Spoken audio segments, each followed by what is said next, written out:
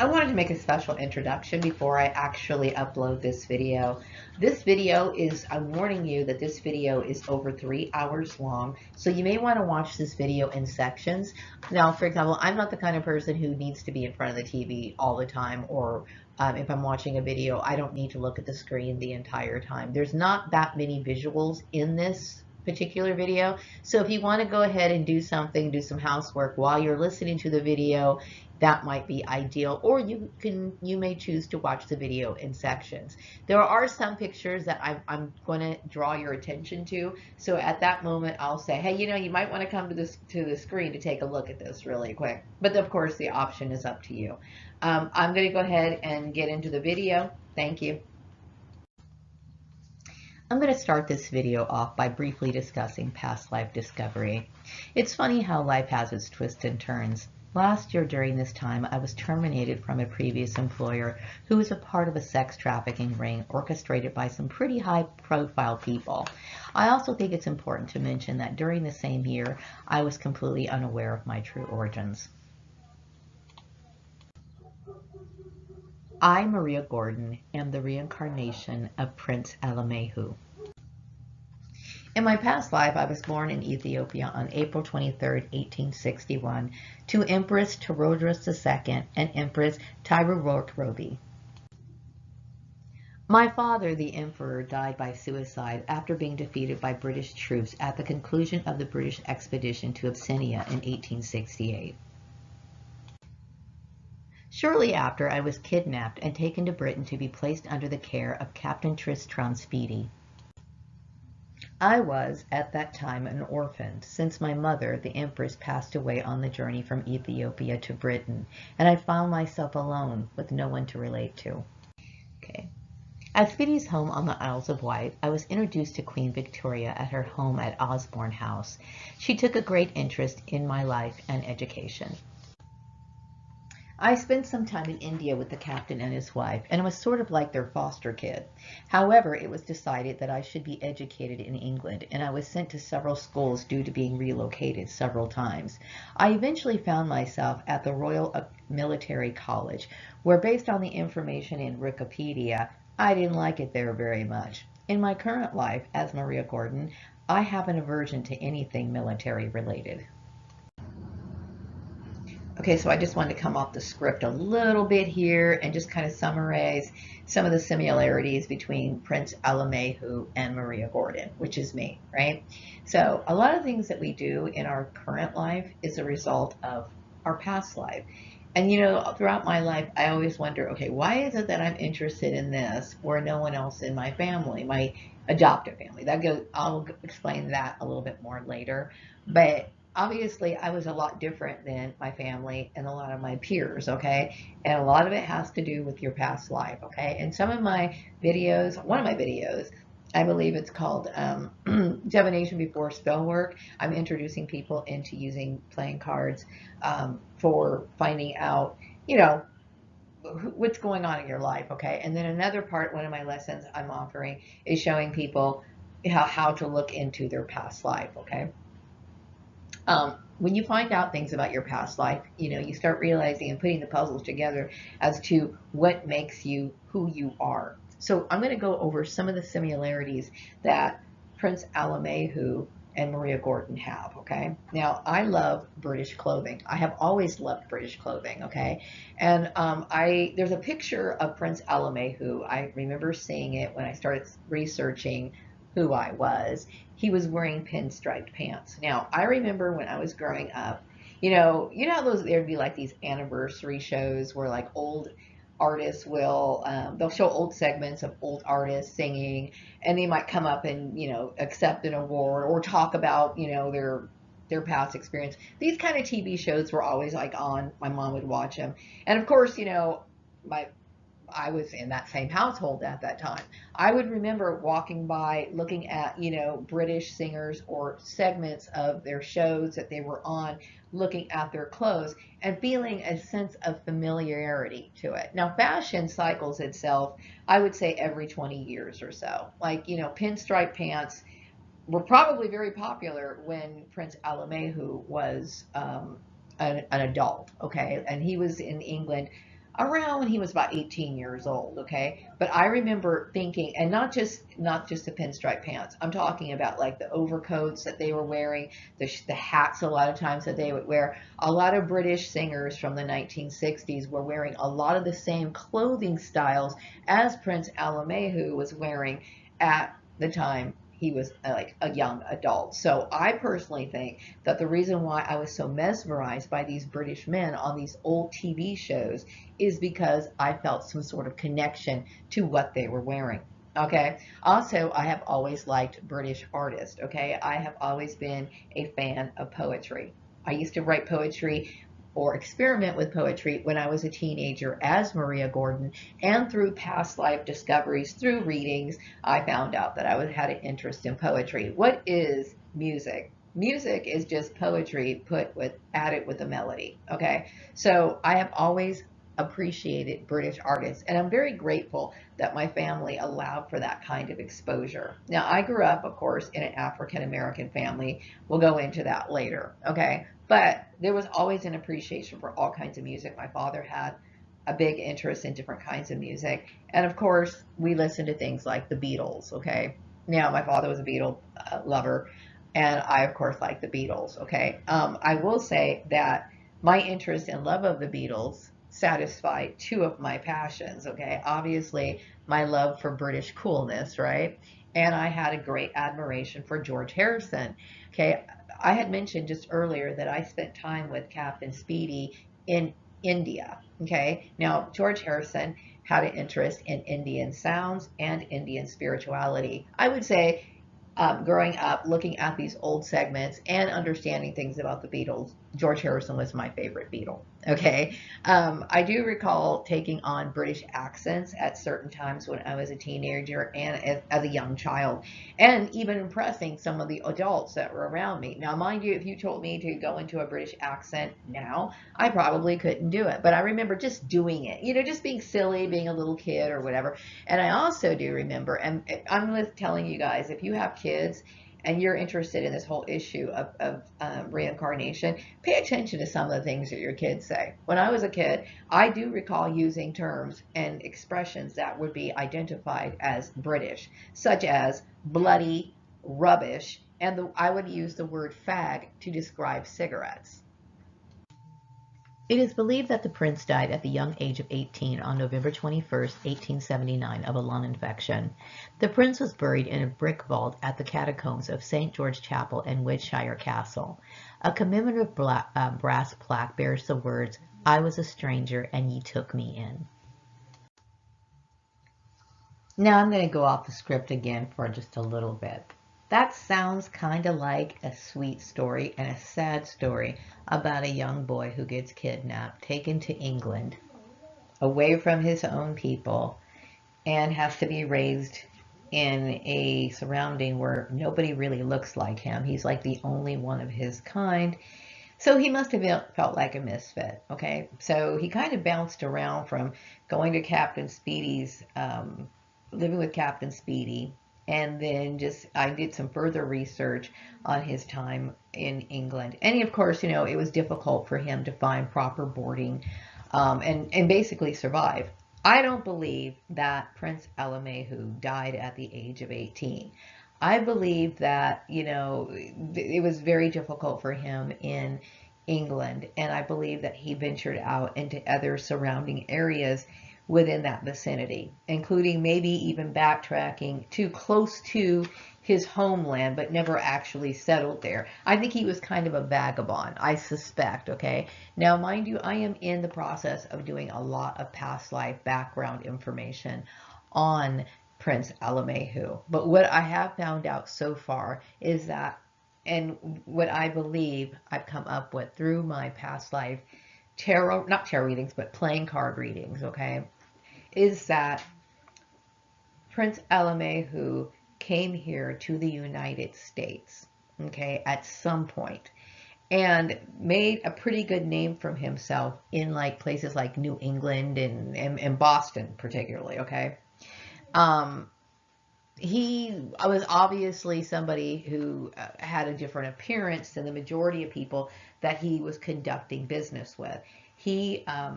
Braganza is much like myself. C.B. Braganza is the name that Prince Alemayehu took on to start his life or live here in the United States of America. Now, the name Braganza comes from the Portugal royal family, and apparently there was some sort of curse on that family line to where the firstborn of that line was not to survive.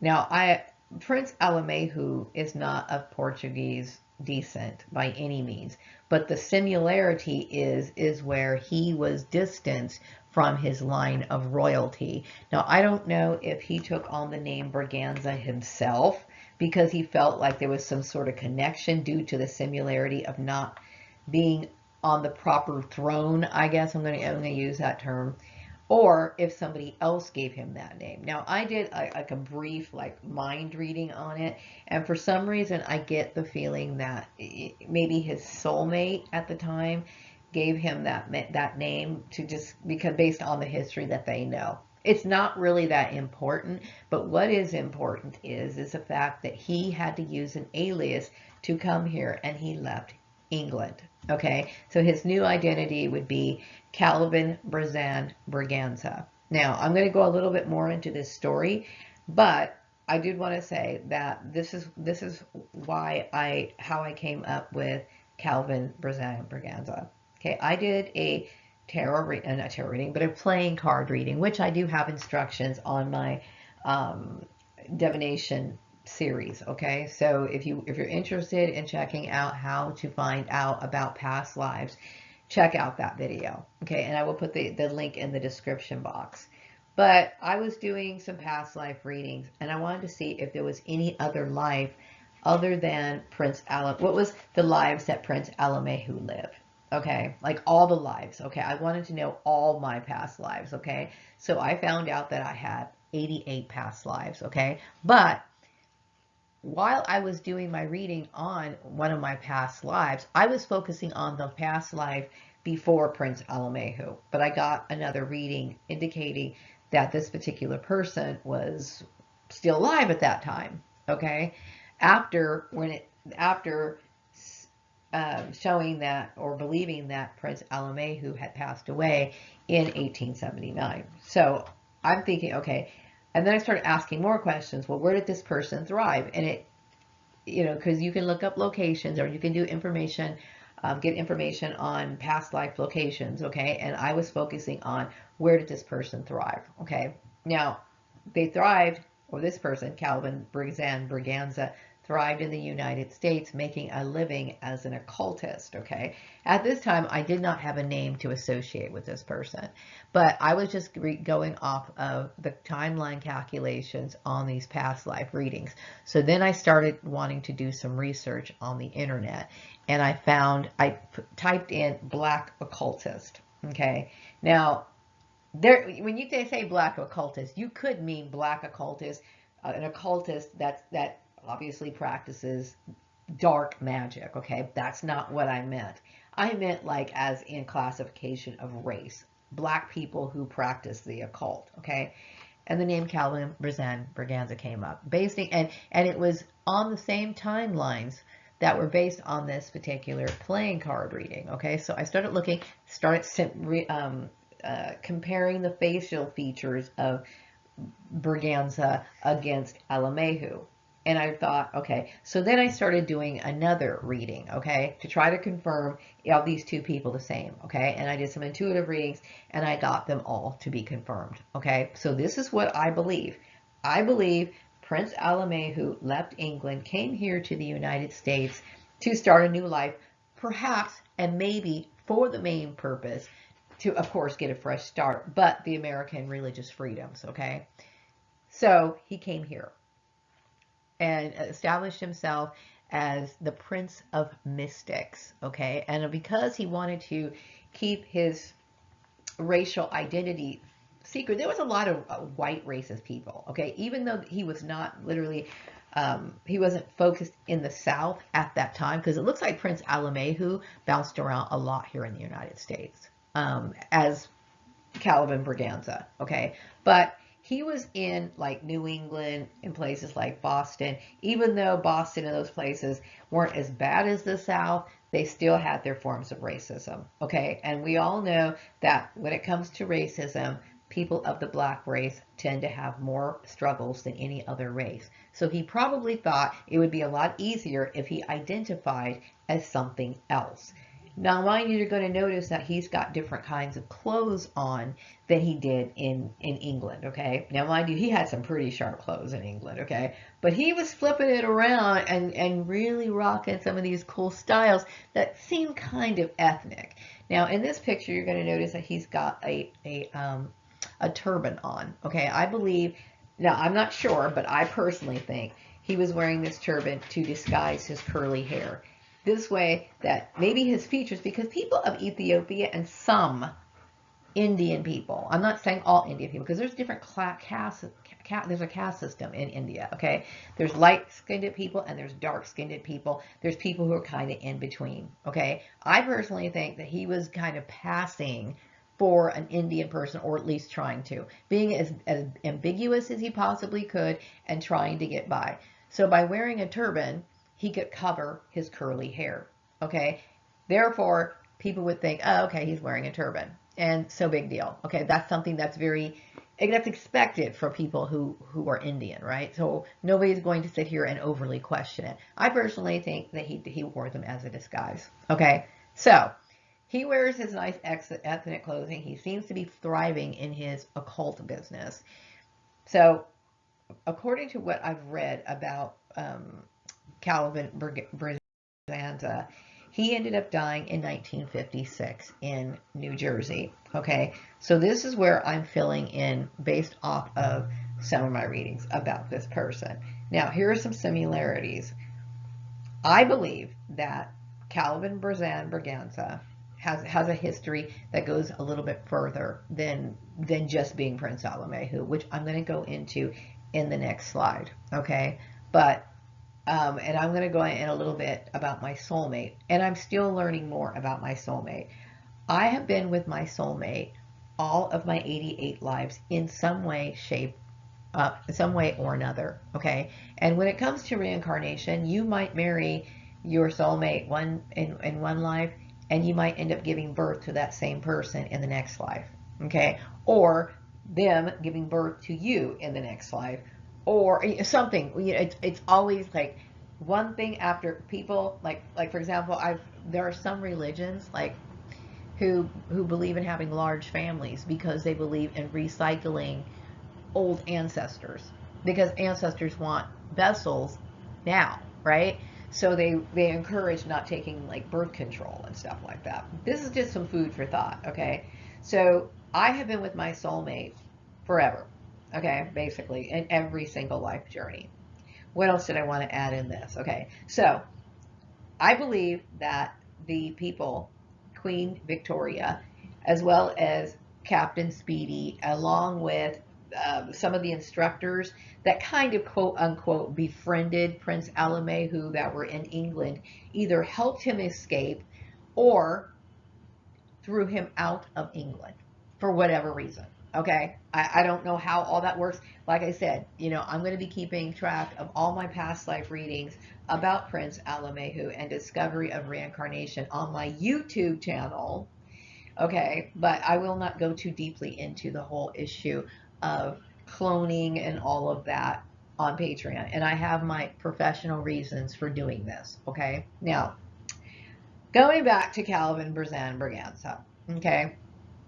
Okay, he was noted as an astrologer, and he also, I'm going to go into what he did in his life, but to get by racially, okay, he was claiming to be a Hindu mystic, okay, he wasn't necessarily lying, okay, he was into mysticism. He probably did wear clothes like, you know, and identify with certain clothing items to help him get by as this Hindu mystic. Mind you, he wasn't a Hindu, but he was a mystic. Okay.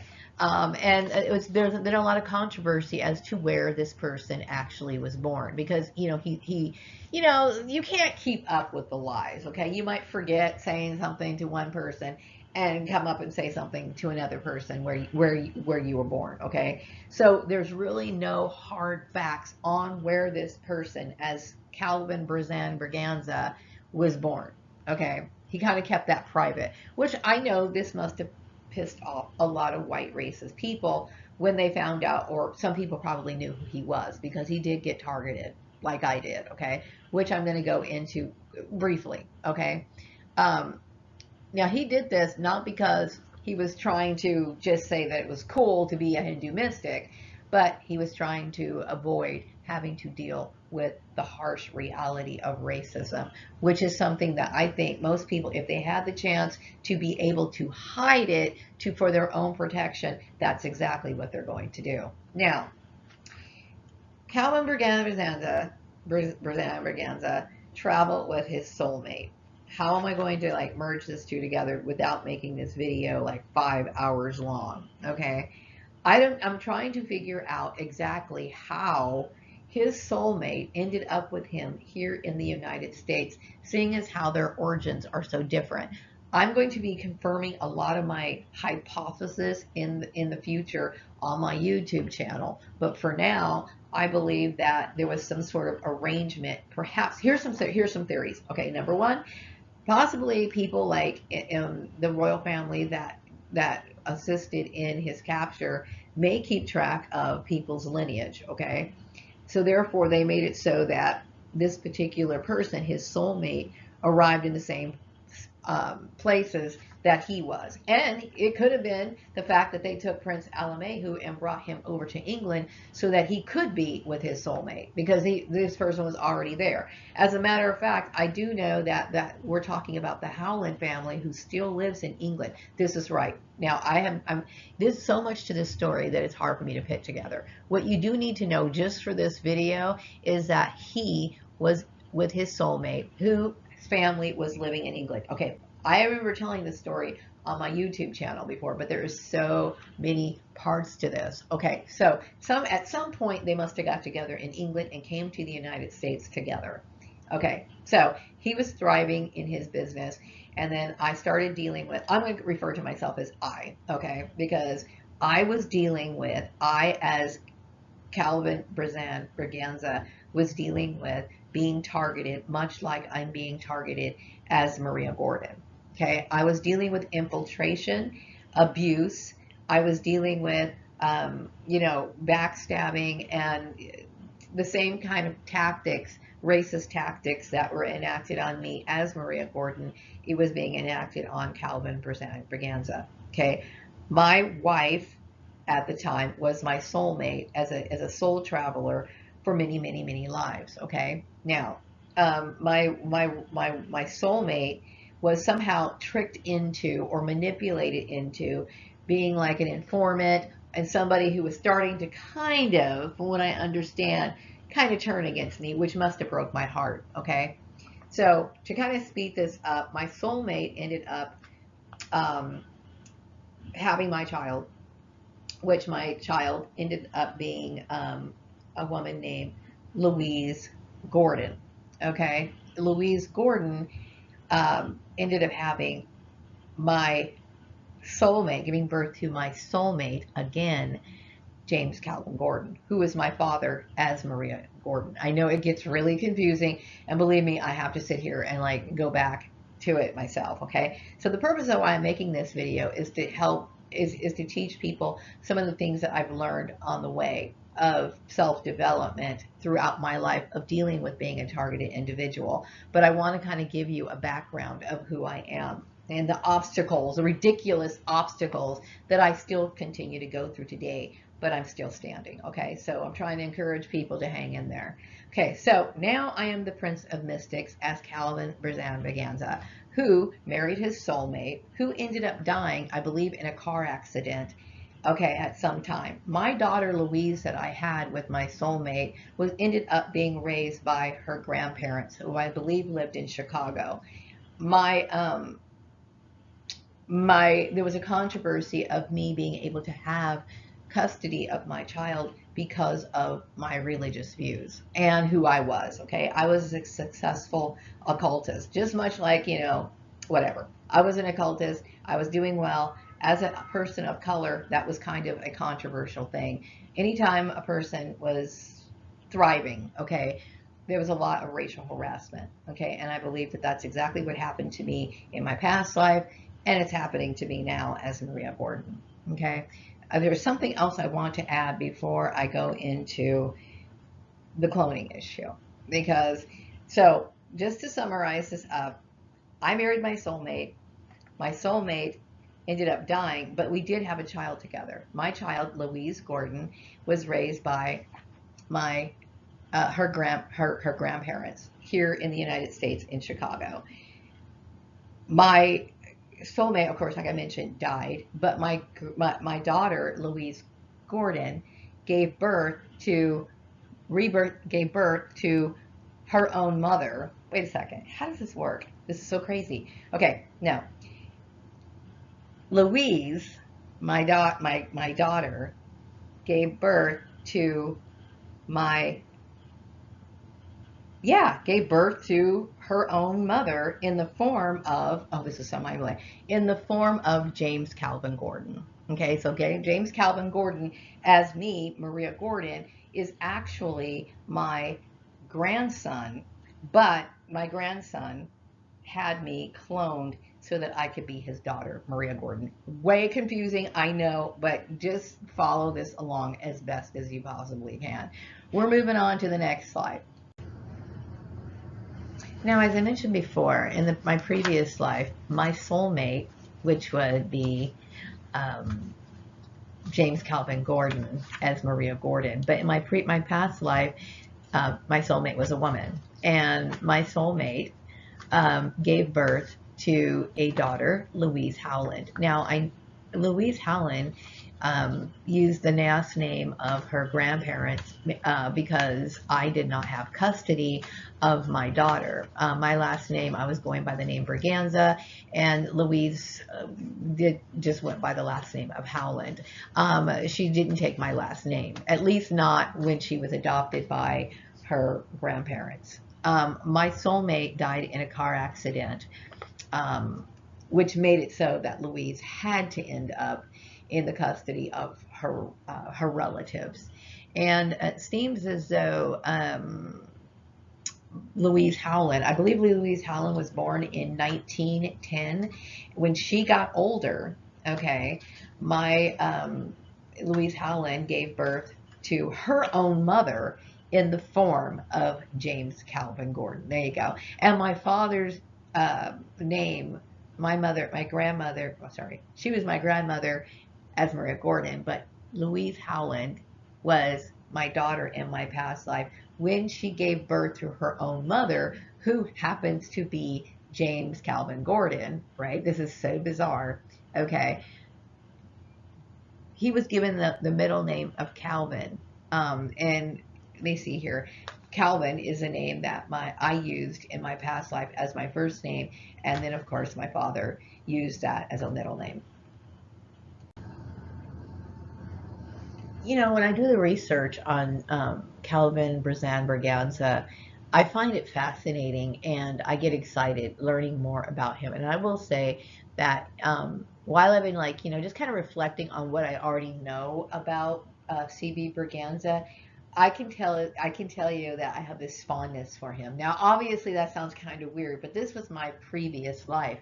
The reason why I say that is because I see so much of myself in CB Braganza, and I can see where a lot of my interest, oddities, idiosyncrasies, and even things that relate to what I choose to do for a living relates to my past life. Now, I would say all my life, I pretty much have been observing people. When I say all my life, I'm referring to my life as Maria Gordon. Okay. So I'm going to get a little bit more into the experiment because I was created as an experiment through the cloning process. But I'm just going to kind of mention of something that kind of relates to something I'm going to explain in a little bit in the further along down the slides, okay? I have been observing people my entire life, and I understand the purpose of the experiment was to observe me, okay? And I will tell you that you know, me being able to observe people, as well as combining it with my previous past life experiences before I even knew that I was a reincarnated that many times. Okay, I see so much of how I developed, you know, and how I got along, and how, and the reason why I'm so good at understanding people. Okay, now growing up, you know, I had mentioned before that I always found Mormons interesting, okay? And I do believe that certain groups of people on Earth were grouped together for particular reasons, okay? Now, how all of that story unwinds and the origins of it, there's so much to go into, and that's not the purpose of this video. The purpose of this video is like to understand who you are through looking in your past life, and how to continue on to your journey to your highest goals, okay?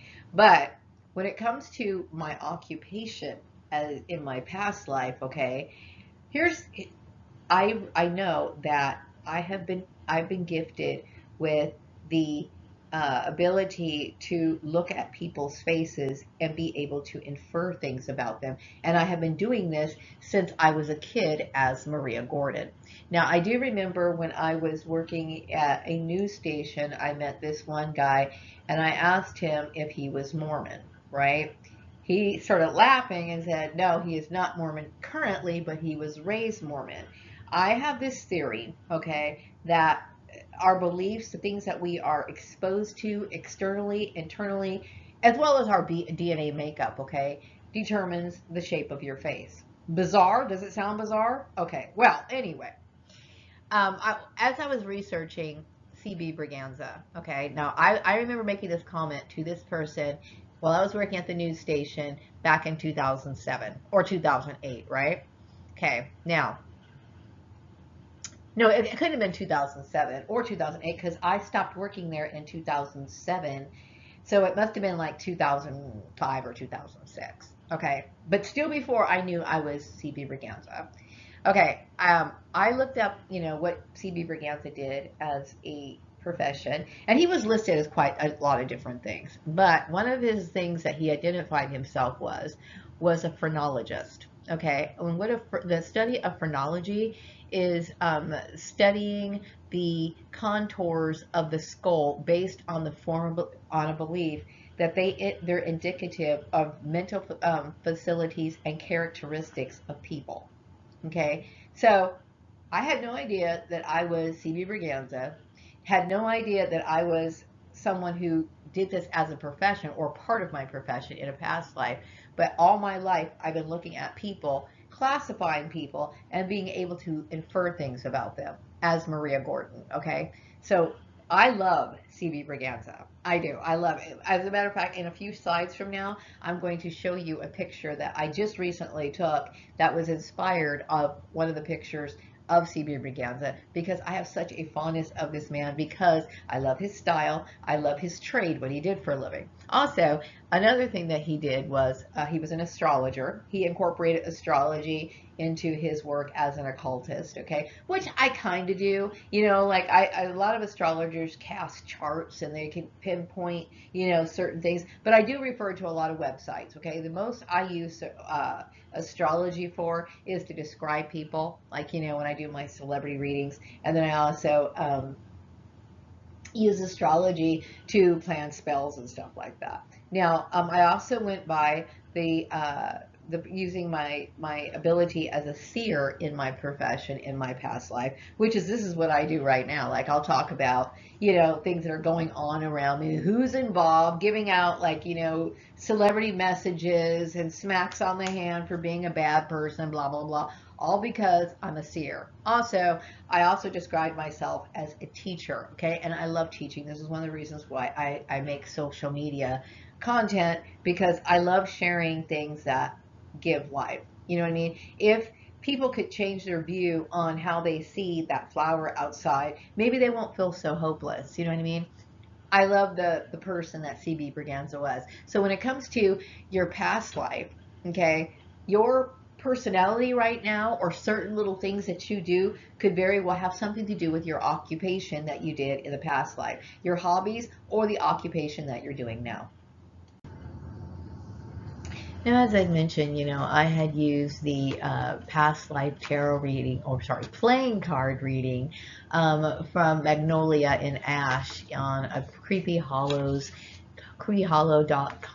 website to get information on how many lives I had actually lived. However, when I found out that I wanted to know more information about my soulmate, because my father in my current life as Maria Gordon was James Gordon, okay? And I had a very close, heartfelt bond with him.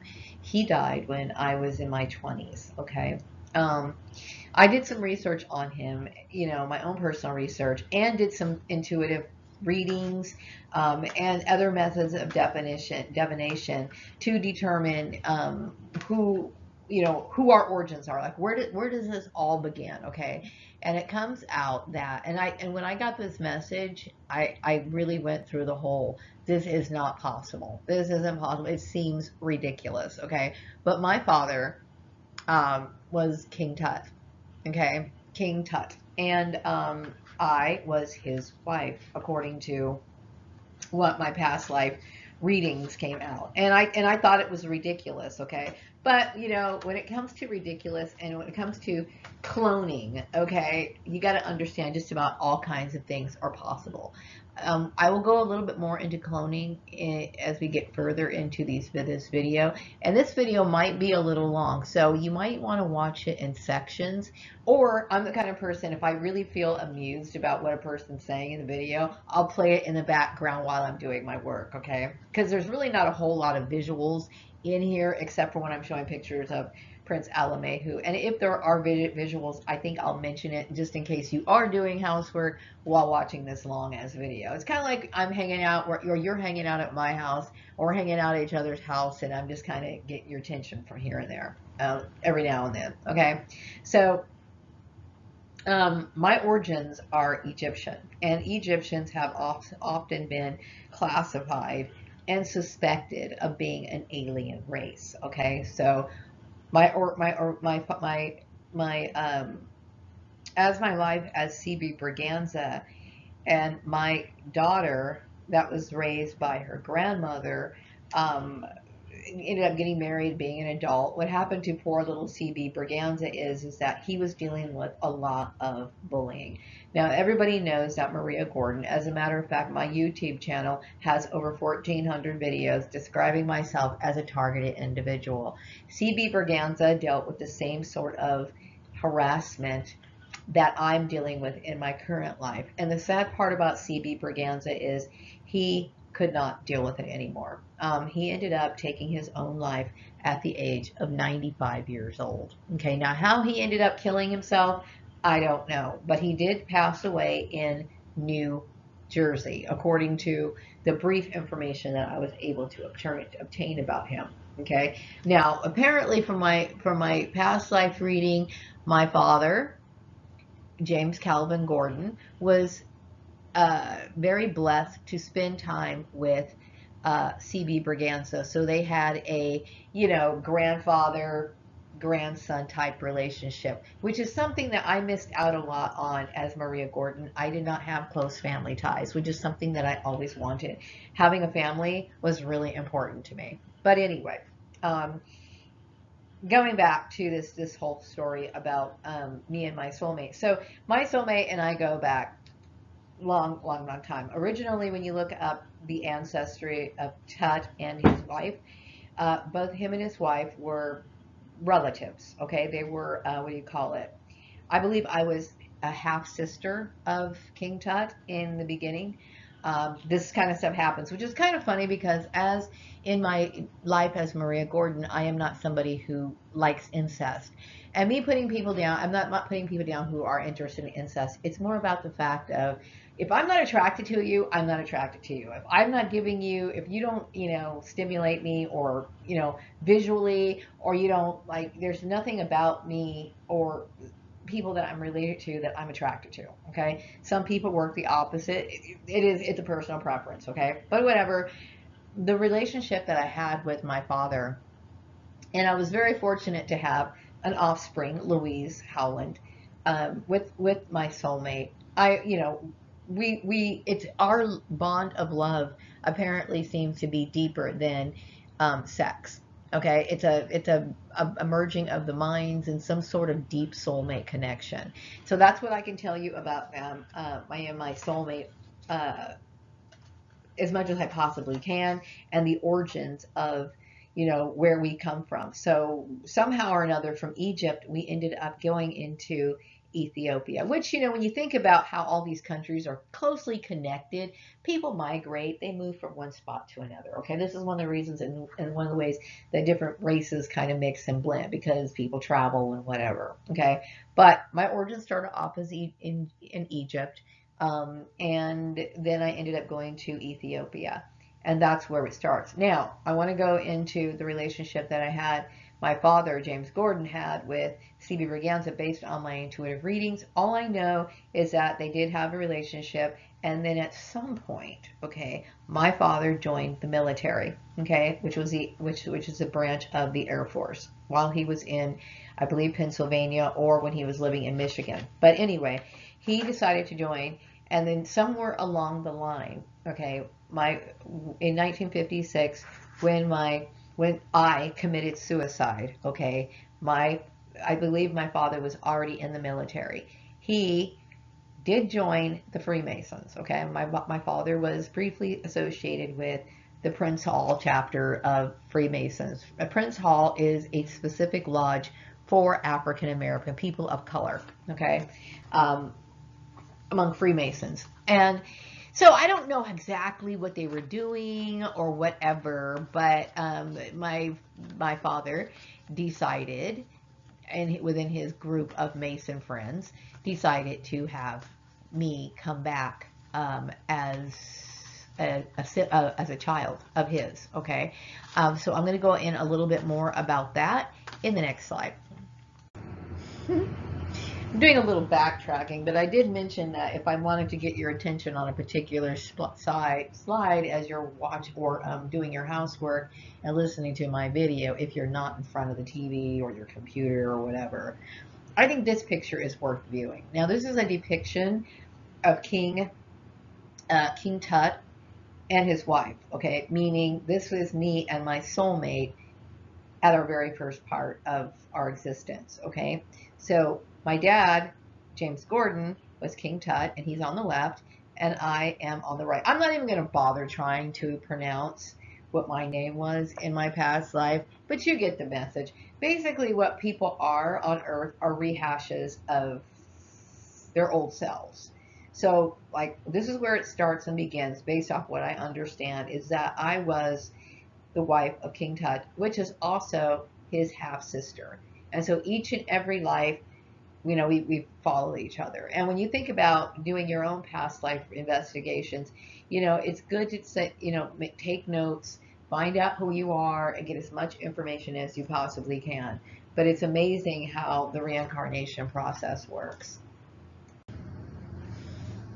Okay, so as I mentioned, that my father, once he got to know, his Freemason connections, he was in like Flynn, and so they allowed him to uh, an option of who he wanted to clone. So he chose to clone me. Now, mind you, let's go back to the story a little bit about Prince Alame, he was supposed to have died in England, and he's supposed to be buried in the catacombs in St. George's Chapel, but I don't believe that's true. And I don't really know what happened to C.B. Braganza's body when he passed away in New York. There's a few things that I think. They either sent his body back over to England so that they could use him as a specimen for future cloning, or he's buried somewhere in some pauper's grave in New Jersey, but they were able to take some of his DNA so that they can clone me. I don't know about all that, But let's get into the story about cloning. Okay, so I was cloned through a program that was orchestrated by Joseph Mengele. And for those who are not familiar with Joseph Mengele, he was a German officer and physician during World War II, and he earned the nickname of Angel of Death since he performed deadly experiments on prisoners at Auschwitz concentration camp.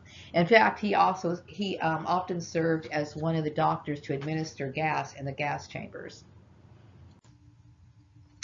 Joseph Mengele was a man that was noted as having no empathy. When visiting his young subjects, he introduced himself as Uncle Mengele and offered them sweets. A former Auschwitz inmate doctor said of Mengele, he was capable of being so kind to the children, to have them become fond of him, to bring them sugar, to think of small details in their daily life, and to do things we would genuinely admire. And then, next to that, the crematorium smoke. And these children tomorrow, or in a half an hour, he is going to send them there. Well, that is where the anomaly lay. Operation Paperclip was a secret United States intelligence program in which more than 1,600 German scientists, engineers, and technicians were taken from former Nazi Germany to the U.S. for government employment after the end of World War II in Europe, between the years of 1945 and 1959. These German experts, along with their families, came to a number that was estimated to be more than 6,000 new immigrants relocating to the United States. To ensure that the German expertise did not fall into the hands of the Soviet Union or other nations, the United States valued this expertise at $10 billion in patents and industrial processes. One of the German recruits was Wernher von Braun, a leading scientist in rocket technology, and he was instrumental in the development of the United States space program and military technology during the Cold War.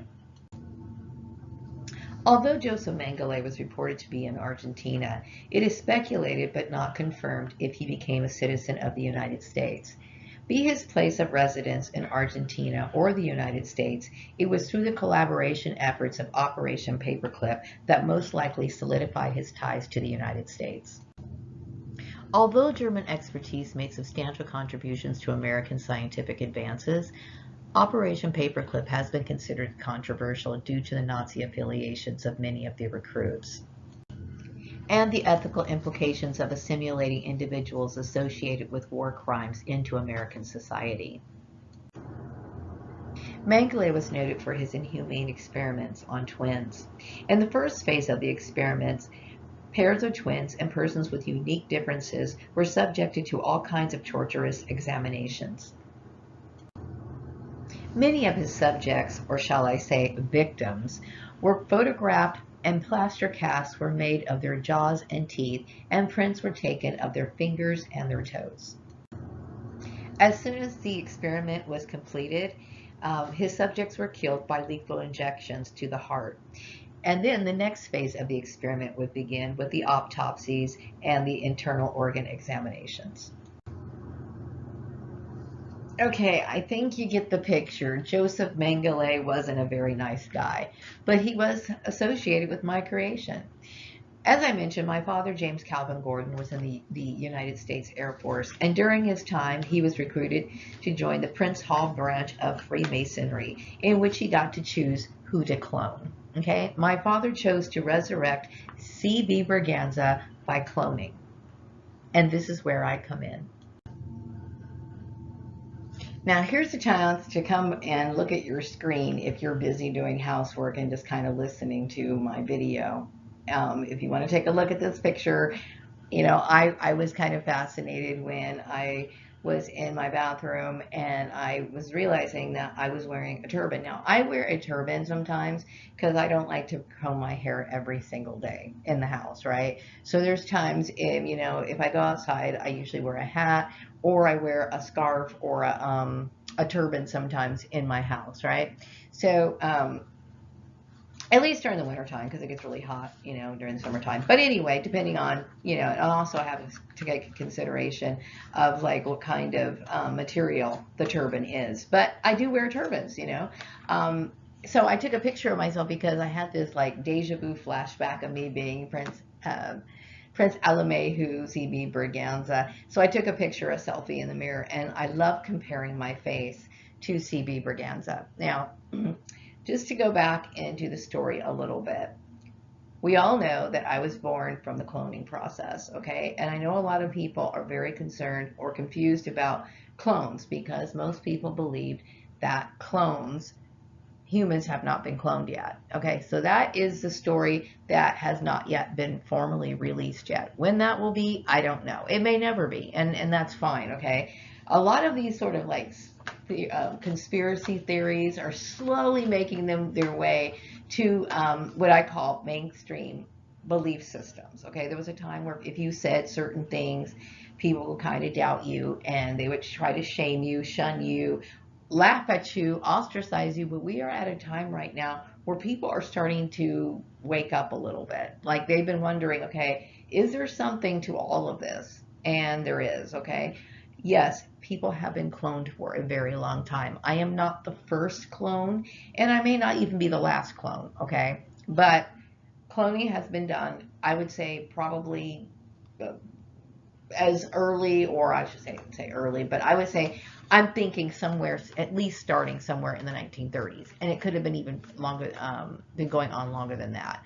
Okay, and a lot of people who are in the industry, like actors, singers that have been known, are what I personally suspect are clones of famous people being brought back again. Okay, but anyway, now I know that we all know that Nazis were responsible for my creation. Joseph Mengele was a Nazi, and he is association with Operation Paperclip, which was condoned by the United States government. Okay, now, do I believe that my father knew who Joseph Mengele was specifically? No, I do not. But I do know that through his not his Nazi affiliate, not Nazi, sorry, Freemasonry association. He got to be to collaborate with some pretty high level people. Okay, so I don't believe that my father obviously didn't have the resources to clone me himself, but he did through other Masonic ties, right? So they wanted me to be cloned, and I will tell you, because of this is associated with Nazis, okay? Nazis, the same kind of operation, the covert operations that the Nazis were accustomed to over there, they brought it over here. So not only was I cloned, but they conducted an experiment out on me throughout the course of my life, which I'm going to go into, because that experiment, okay, is what caused me the most pain in my life. It is the reason why I have decided to make it's from that pain that is where I have decided to make the Swan Song Manifesto. And because I came to the realization that I was indeed Prince Alemayehu or CB Braganza. Okay, so note the faces. I mean, when I compare the faces of me and CB Braganza, I am finding myself to be very happy.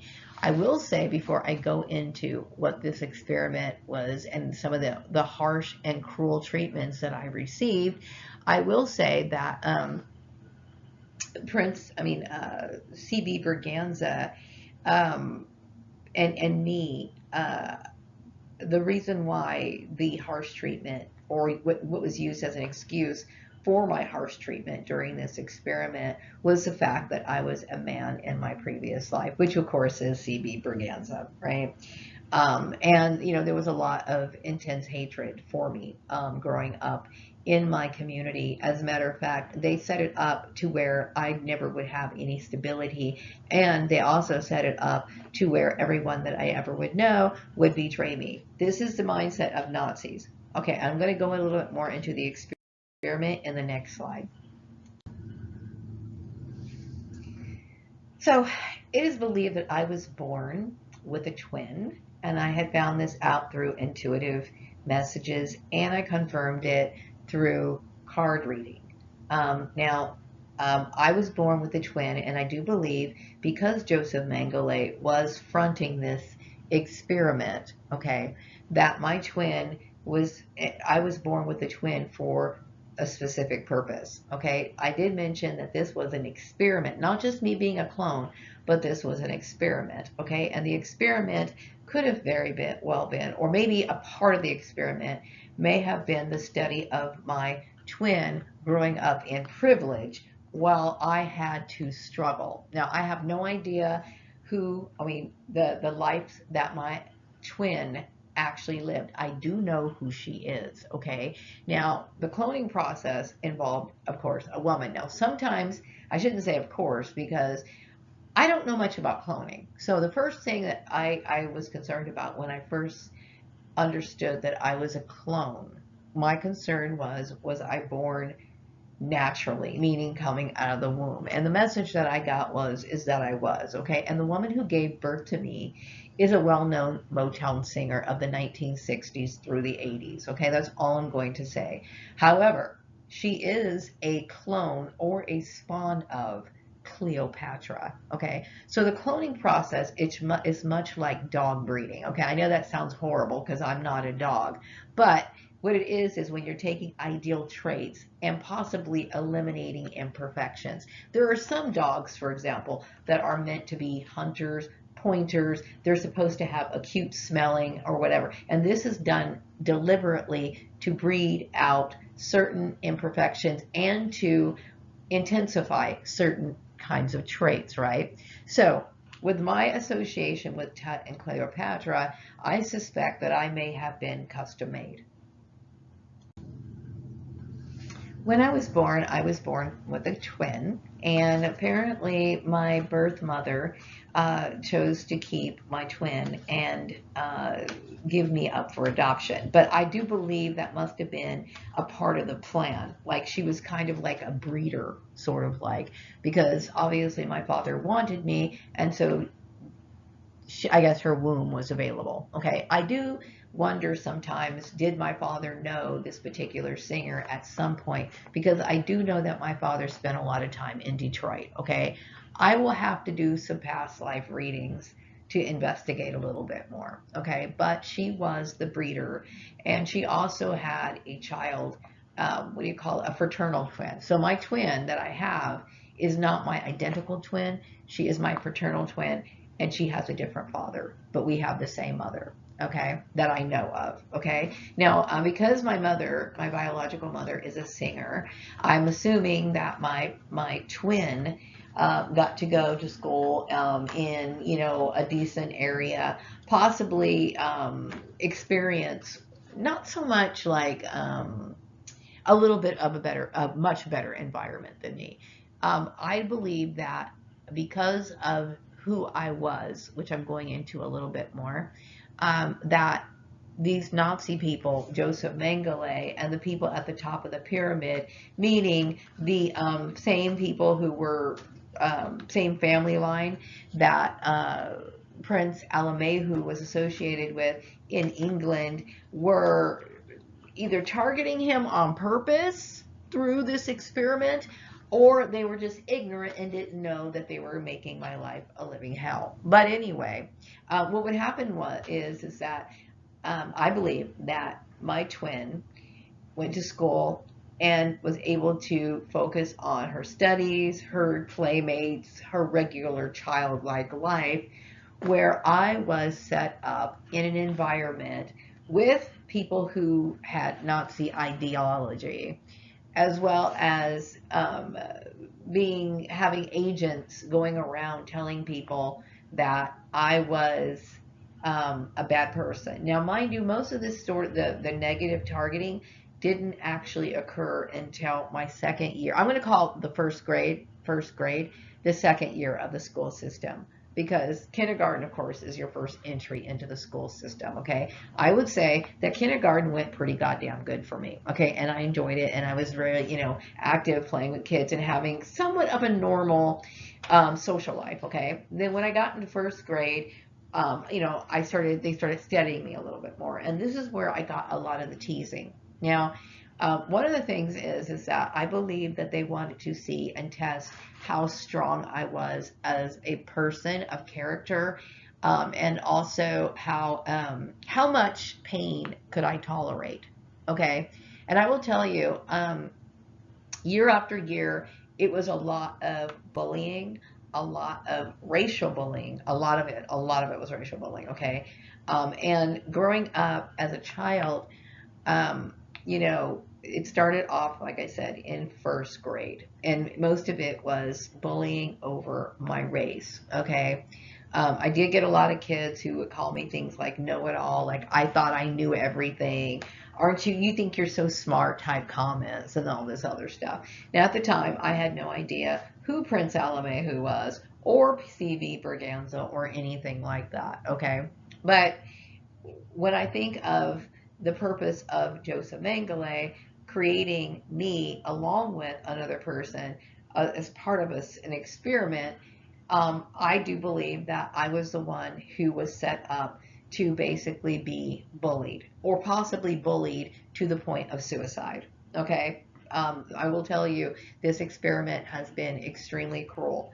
I also want to say what fueled this experiment was the high level amount of mind control. Okay. Now, like my sister Lisa, for example, knew good and well that I was adopted. And I do get the feeling that she knew that I was a reincarnated, not reincarnated, but I was a special chosen one or something along those lines. I don't know if that was the word that was circulating in private in my household, but they did know that I was someone special and I was basically Prince Alamehu, C.B. Berganza coming back. This is what I get the intuitive message, okay? So the mind control level comes when this entire community, all right, knew who I was, knew I had strange origins, but they also knew there were other kids who had strange origins, okay? But didn't believe that there were any human clones. This is the weird part about the mind control issue, okay? Because I had mentioned before, you ask people, hey, we're talking about cloning. People will swear up and down, oh, clones haven't been, human clones hasn't been done yet, right? But yet this is a community with a bunch of clones. I was being persecuted for being a clone who was male in my first life, right? But meanwhile, they're denying the existence of cloning. That's some goddamn deep mind control. In 1974, I came to the Gordon's house at about 3 years old, and I was introduced to my siblings. Now, I don't remember being formally introduced to my siblings like, this is your sister Lisa, and this is your sister Tanya. I don't remember anything like that. You know what I mean? I guess they just brought me in there, just like took me to the house and set me free. I don't recall any formal greetings. But I do have a faint memory of using a slice of orange to describe my sister Lisa. Now, my mind has always used symbolism, in some ways. And I know it sounds strange to use like a slice of orange or anything like a piece of food to describe my sister, but I I must have identified the slice of orange at some point maybe I was, when I first met my sister Lisa, she may have been eating an orange or something like that, okay? But I just remember maybe I focused on the slice of orange because that was, like I said, how I met her, but it was also maybe to help me remember what her name was. I don't know why that's significant. Also, I do remember getting a charge out of drawing what I used to call and refer to as a backwards number 3. I don't remember, like I said, I believe that I was introduced to the Gordon family while we were living at Edwards Air Force Base, even though my birth certificate says that I was born in Nevada. I don't remember my house in Nevada, but I do remember my house at Edwards Air Force Base. I remember the inside of it. I remember going out in the backyard. I remember, going out of the window, and I remember playing in the front yard. Okay. And I remember having a lot of supernatural experiences. When I arrived at the Gordon family, I believe my sister Tanya may have had her own room, or she might have been paired up with my sister Lisa at that house. I know that I had a crib in my brother's room, and I know I experienced a lot of weird supernatural phenomenon. I have always, for as long as I can remember, I have had supernatural issues around me. And I knew I had imaginary friends. I remember making a YouTube video about me talking about a clay apple that my sister had made in Girl Scouts that was sitting in the window, and me having a full-on conversation with it. Now, where I was before arriving at the Gordon house, I cannot tell you. I do not remember. And I do maybe suspect that maybe there was a little bit of mind control and manipulation for me to forget certain things. Okay, I do know that that when we only went to Disneyland one time when I was a kid. Okay, and I do believe it was right after my adoption. And maybe I'm making more of this, and I may want to do some follow it up with maybe a reading to confirm it, but maybe that could have been a part of the plan. And the reason why I say this is because, like I said, my family avoided amusement parks like the plague. Okay, they avoid them like the plague, and as an adult, I do too, because I really hate waiting in line for like almost an hour to get on a ride that's going to last like maybe 3 minutes. But anyway, we went to Disneyland, and I do know that Walt Disney was kind of a part of the whole Nazi mind control thing. And I do know that looking at bright colored, surreal type characters is very mesmerizing, and it's meant to fascinate people, and it could have been a part of the mind control, meaning I moved in with the Gordon family, and I don't have to remember anything because my mind is now fixated on these Disney characters. It could have been a part of the plan, okay, to help me transition. Who knows, okay? Because like I said, once we went to Disneyland, we never went there ever again, okay? So where was I before? I did get some intuitive downloads last fall about me and the time that I had with my birth mother. I believe my birth mother was freaked out by me, like because of all the supernatural issues. And I do believe that it was already arranged for her to give me up at some time anyway. So I don't know if she kept me for how long she kept me, or was I in some sort of foster care? Was I in some sort of institution where they constantly did testing on me? This I do not know, and I don't remember my birth mother at all. My father got a job at NASA after leaving the Air Force in 1974. His employment may have been a part of the package deal relating to my cloning. NASA was fueled by the assistance of the Nazis through the Operation Paperclip, so it just makes sense for me to make that conclusion. Now, I would say as I'm coasting through these different years in these time sections, this information is mostly for people that knew me. That would be people that I went to school with, people that were in my neighborhood, people that were directly related to my targeting, just people that are familiar with me and all the experiences that I've had through my life. This is me going through this timeline to kind of pinpoint exactly when all of this happened.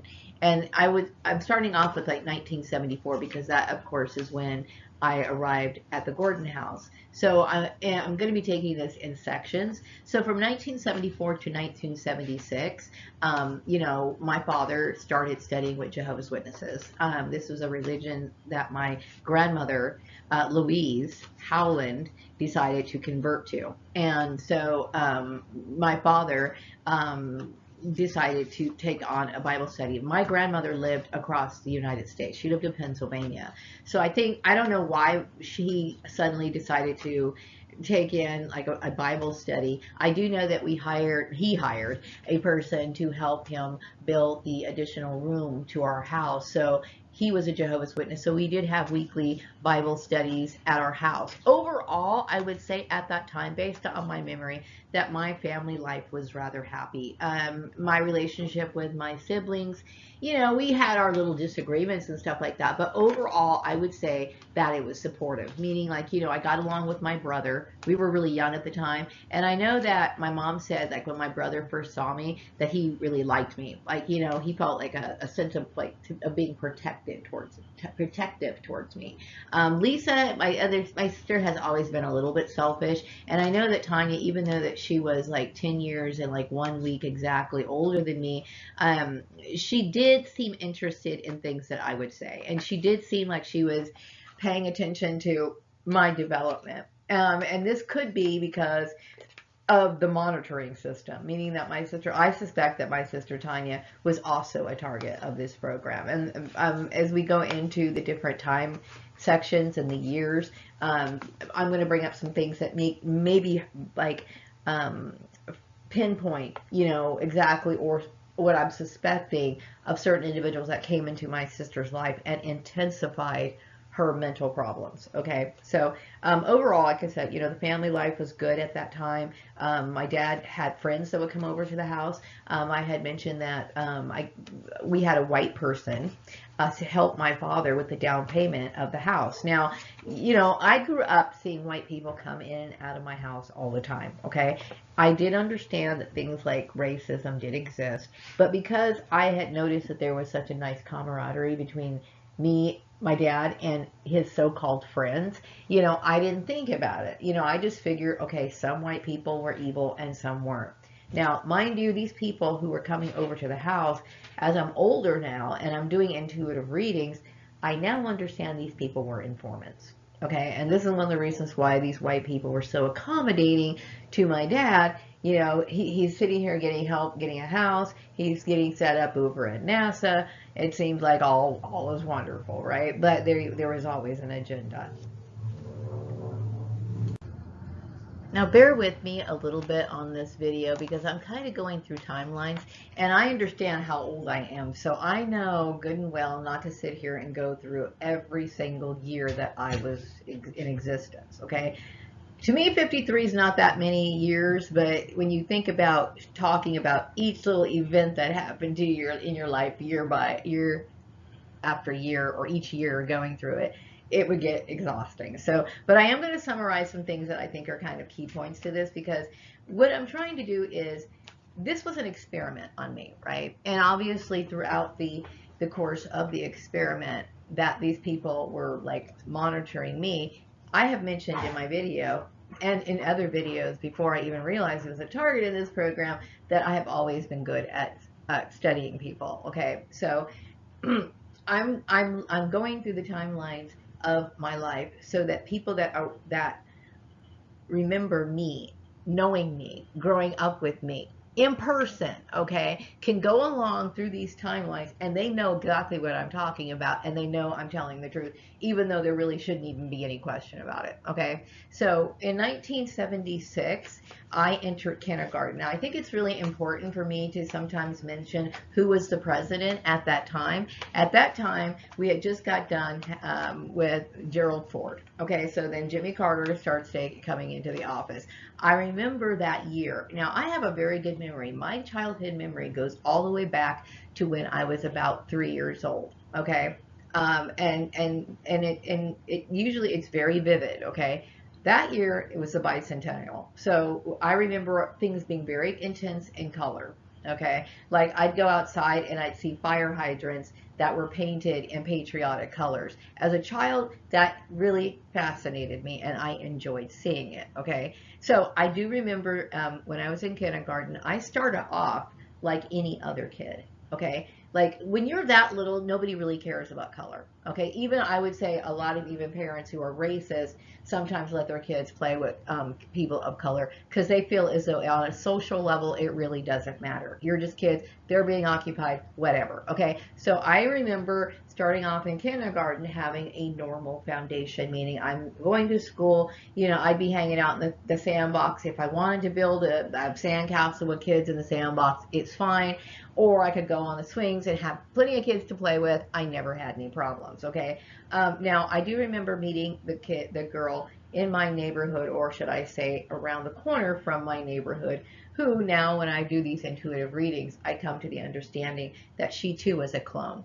Okay. And you know, I have to say this about clones. Okay. I do suspect that there's clones and spawns and repeats of certain spawns. And why I say this is because this girl that I used to know is a very beautiful woman, but I have seen a similar face on a lot of people. Okay. Now, I could be wrong because there's a lot of people who look a lot alike. Okay. But still, I mean, I honestly think that she may be some sort of duplicate, maybe of a German line, or maybe like either a British or German line. I don't know. But anyway, what else? Okay, me and my oldest sister used to spend time together. Now, Tanya and I are 10 years and 1 week exactly apart, but that's not necessarily true because I do know that I'm adopted. But according to the documents, maybe they arranged it so that my birthday was on January 15th, mainly because that was the birth date of a civil rights leader. Okay, and then also it was 1 week away from my sister Tanya's birthday. So that put us as 10 years and 1 week apart from each other. Okay, even though Tanya always spoke to me as if I was an adult. I'm seriously going back to the years because these are very important things to remember when you're going back and putting things in pieces. Okay, now at that time in 1976, I was 6 years old. And then the following year I was 6 and 7, right? Oh no, I was 5 and 6. Okay, because I started school at 5, and then you leave in 1977. Okay, I was 6 years old. Okay, so that means that my sister Tiny was a teenager. Okay, so she would tell me things that would be bothering her. Okay, and the reason why I personally think that she would sit here and confide in me is because she personally believed that I had the intellectual abilities to understand her. That's why. Okay, so when I'm looking back on this whole issue of who I am, certain things start making sense, and it starts to become very clear. Now, what makes me think that my sister Tanya knew that I may have been somebody who had mystical powers back then is I remember during one of our conversations when I was a child, I was always telling my sister, like my dreams, okay? And I remember telling her that I had a dream that I met God and God was hugging me, right? And she seemed really interested in that dream. Now, you would think that that conversation would have just ended there, right? But I remember there were times where she would follow up and ask me, do you have any more dreams like that? And I remember her one time telling me, when people, it's believed that if you have dreams like that, then you must really be special.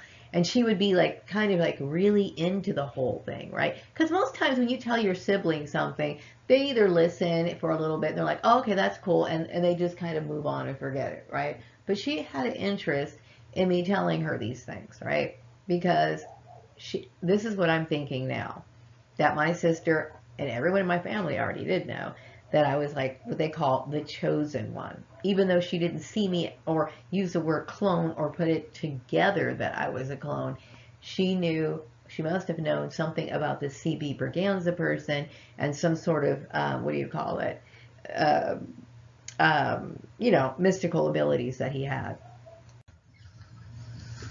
Okay, so like what I choose to show on some of these slides, since I'm like mentioning certain years, is like I'm just kind of either going to show you political figures or I'm going to show you some of the bands that were popular or whatever. Just since I'm going through some of the years, I'm not going to bore you with a bunch of others, okay? But just some that are I think are really important, okay? Now, during 1977 through 1978, I would say that I was starting to develop um, my silent political views, just my personal views on like issues relating to the world. Like I didn't know everything, but I was starting to formulate opinions. Okay, so I know like in school, back in the day, in the morning, we would say the Pledge of Allegiance, and then after there would always be some sort of patriotic song that we would sing after the Pledge of Allegiance. And sometimes the kids got to choose what it was, and then sometimes the teacher chose it. It was already a part of the schedule or whatever. Different teachers have their little flexibility. I knew I loved singing that song, The Grand Old Flag. I don't know why, but I loved it. It just had like a really fun, like, bouncy type melody. But anyway, I do remember, this is when I was in the first grade. Okay, so in the first grade, I was, I loved going to school. I was very motivated, and, I was getting, looked at from my teachers and complimented, and because of my reading abilities. And I would come home with books and read to my family, and I was just like really gung-ho about reading. That in those years, in 1977 and 1978, this is when two big movies came out. Okay, that was Roots and the Holocaust. I think Roots came out in 77. I think the Holocaust came out in 1978. Okay, I watched both. Okay, mind you, I was very young at the time. I think I was, how old was I? 6 and 7. Okay, so that's pretty darn young. I do remember that year, let me see here, being bullied a lot in school. That's when it started, getting, with the kids being mistreating me and calling me names and whatever. And then, of course, because of me seeing the movie The Holocaust, I did wonder. I mean, obviously, the movie Roots left an impression on me. Of course, it did. But I also thought what I found interesting about the Holocaust is like, what would it be like, having to move in silence, like, or do everything, how would you escape a situation like that, and I just remember being like really fascinated by the fact that, these people had to, kind of maintain, you know what I mean? And then I would think of all kinds of horrible scenarios about what would that be like if you had a little baby and it was crying. I mean, I got really into it and it made me sad, okay? But I always had my dad to talk to about, like, he had adult conversations with me too about people, injustice. People have this need to literally kill people, and how people sometimes torture and torment other people to death. So this is when I started developing my personal feelings about how I would be treated in this country. Now, I mentioned that, I was patriotic to a certain extent, right? But I also understood that there was a lot of injustices that would go on to people of color, okay? Still, I've always loved, the United States. Anyway, so I'm going to I did want to mention, I do recall having a conversation with a kid in the playground about the movie The Holocaust after I saw it. Now, we are really young kids, okay? And this kid that I had the conversation with, he was also young, but he also seemed very intelligent. I personally think that he was one of those spawns of, I don't know if he was a Hitler spawn, because he really didn't look like Hitler. We did have a Hitler spawn though, but he was very pale, and I'm thinking about his last name. He could have possibly been German. Okay, but anyway, he didn't seem to be very fond of the Jews. You know what I mean? So I thought for a conversation to have, for kids to have those kind of conversations is kind of an interesting thing. Do I think that he was a possible clone? Thinking back on it, possibly he could have been. If he wasn't a clone, then he may have at least been one of the German people, families that came over here. Maybe had some sort of association with the development of the aerospace industry, like I had mentioned in my previous slides. That's a possibility too. But whatever the case is, he was around adults who had a formulated opinion about certain groups of people, and it obviously inspired this child.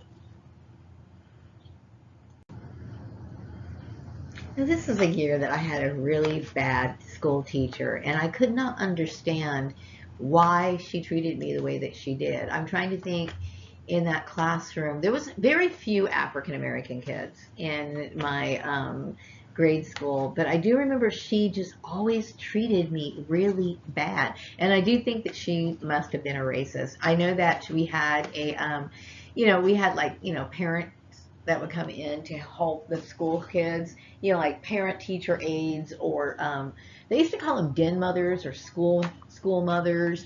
I do remember a girl from my class, her mother came in, and her mother was like sticking her tongue out at me, like she wanted to interrogate me and bully me, right? The mother, okay? I remember thinking, oh my, I kind of knew right then and there I was dealing with a racist person at my young age, okay? But at the same time, I always thought, okay, she's like an exception. She probably doesn't know that I'm a decent person inside, blah, blah, blah, blah, blah, whatever. And I just kind of ignored it. Still, I remember having more talks with my father about racism and how to be careful about it. My father was concerned about certain people who had extreme white supremacist views. And I remember, he was a little concerned when I would walk across the desert or close to a certain church that was known to kind of mistreat black people or have weird views about them. So he never told me to take on any sort of retaliation against people, but he did tell me to be very careful about certain people. Okay, so I had a really bad teacher that year. I was also surrounded by adults who, obviously were being racist. And of course, I was dealing with a bunch of racism in my classroom. I know it was around that time, I think I was still going to the Olivet Baptist Church. Okay. I think what happens when you, I just think that the churches play a big role in people's targeting. Okay. I know that we went to the Olivet Baptist Church for a very short period of time. I did mention earlier in my view in one of these slides that we started off studying with Jehovah's Witnesses, which caused a lot of friction between my dad and my mom. Okay, because my mom was a Christmas type person. She liked her holidays, and my dad, was whatever. He was just wanting to get more involved with Jehovah's Witnesses, maybe because his mother was one and she was encouraging it. Whatever the case is, whether they were trying to put my dad in a group that would belong to a Baptist church, or maybe Virgil could have been a perp and sent to my dad because my grandmother, may have wanted my dad to be a Jehovah's Witness. I don't know how that works. Okay. Now I understand, people in higher positions, we all communicate through email. Okay. Everybody communicates through emails, chat rooms, or whatever, right? Back then, it wasn't so quick. Messages didn't come so expediently. But I do know that I believe that churches have played a big part in the orchestration of how people, and the manipulation of people's lives. Okay. So they either wanted my dad to be a member of the Jehovah's Witness organization, or they wanted him to be a member of a Baptist church. Now, my father never stepped foot in the Baptist church, but he did send us, the children, to the Baptist church. And I've already done videos on me talking about what my experiences were there. But my point is I'm kind of pinpointing significant moments in my life that indicate that I was being targeted. Okay. And why I didn't see it before and how it makes sense now. And like I said, this section of the video is a special video for people who specifically know me as a person, went to school with me, lived with me, whatever, okay? Because when you follow along the timelines, then you're probably thinking, okay, this was going on. And it makes it a little bit more interesting too. So I'm going to keep going on. When I was in 3rd grade, I had my first black school teacher. In Lancaster, back in those days, white people were the predominant group of people in that community. So for me to get a black school teacher, I didn't think anything of it really. I just figured, okay, this is my school teacher. I don't know. I'm pretty sure there were a lot of people talking about that issue, about her being on the school board. And I'm sure it's always been that way, only because I know that racism exists. As an adult, I didn't think about it as a kid, but I know that she must have went through a lot. Even though I believe I might have been the only black kid in her class, there was hardly any black kids in the school system. She never showed me any favoritism, nor did I ever expect her to. But I do remember that. I know that year there was a lot of criticism that would just come out of nowhere from a lot of the kids, okay, as well as a lot of the adults that were in the community, right? And I know that a lot of kids made fun of me a lot because I was becoming, I goofed off a lot. But some people thought I was a little too serious about certain topics and conversations, okay? Now, I'm starting to see a pattern here. Now, I had mentioned in kindergarten, it all started off really great. 1st grade, I started getting bullied a lot. And in 2nd grade, it escalated to the point of where we have this grown-ass woman sticking her tongue out at a little girl, right? So then when I get back in 3rd grade, I also recall being kind of a loner in 3rd grade, okay? Every once in a while I'd play with people, but I pretty much just wanted to be away because I really couldn't stand their two-faced nature, okay? So when I got into 4th grade, I started hanging out with more people, okay? So the pattern that I'm starting to realize is, and this is the same pattern that I'm looking back on in my adult life as well, okay? It starts off with love bombing, like you got these friends that want to come around, they want to call you, they want to do things with you, and then all of a sudden they just start backstabbing you, okay? And then all of a sudden you find yourself hanging out with yourself more and more, and then all of a sudden you have this circle of friends, because what it is this group of people want you closer to them to spy and get information on you, right? So here I have a bunch of friends, the next year I don't. I have a bunch of friends this year, the next year I don't, okay? Mainly because they're starting to get too maybe abusive, okay? So anyway, what else do I want to say? So I would have a lot of friends for socializing, and I now looking back, I'm thinking, okay, this must have been a setup. Okay, I do remember, there was a lot of tattletelling on me in the playground for things that to me were kind of stupid. Now, choir in elementary school was kind of like it was like you'd go to the meeting every once in a while, and then like I would think at the end of the quarter or something, you'd perform in the what do you call it? The concert. We'd have like little concerts or whatever, right? And I just remember that I didn't want to commit to the choir class mainly because if I was to go into the class and there was somebody in there that didn't like me and I was going to get bullied, then it was just going to be a big problem for me. So I didn't like to like commit to anything, and I've noticed that has been my view on not just just things like that, like because I would say my inability to make commitments or stick with something has always been based on bullying behavior. Like, I loved going to choir and I loved singing the songs, right? But I knew that if I was to having to be expected to be there all the time, that I was going to expose myself to bullies. So it was always better for me to kind of go into the room, peek around, see who was there, and then sit down, okay? Because there were certain people I really didn't want to deal with, okay? So anyway, what else? I remember people tattletelling on me if I didn't do something that was really silly. I mean, something that my parents didn't care about. So my thing was, well, who are you telling on me for? Why are you trying to point out that I'm doing something wrong, and why do you want me to get into trouble? Okay, because these are kids who wanted to bully me, right? Because of the program. So by the time I was in fifth grade, I'm now looking back and I'm thinking that perhaps maybe there was a time where I was becoming like a spectacle. Okay, and the only reason why I'm saying this is because my sister did have a Japanese pen pal, okay, which is nothing really unusual about that, okay, because people had pen pals, it's been a kind of a common thing. But I know she also dated a guy from Ceylon, okay. So my question was I some sort of international phenomenon that people from foreign countries were visiting and my family didn't tell me that? This is what I'm starting to question, and maybe it is and maybe it's not, okay? And like I said, there's so many things I need to literally take out my deck of cards and start digging for answers, okay? And this is where I'm going to be letting you guys know when I get confirmation from things, okay? But I'm going through my life, and I know some of you guys are following along thinking, hey, I remember that teacher, I was in her class too. I'm hoping that's exactly what's going on, okay? But I understand that there was a pattern, and it's always been that way. Let's be her friend. Let's turn around and abuse her. It's the nice, nasty Joseph Mengele. Let's get close. Let's abuse. Let's get close. Let's abuse. It's that whole pattern that under this experiment, that's what I basically had to deal with. Okay, so it was right around 1982. No, it's around 83, I think, is when my sister Tanya met her future husband at that time. And my father was already suspicious of her husband or her boyfriend, mainly because he just seemed like kind of like a wayward person.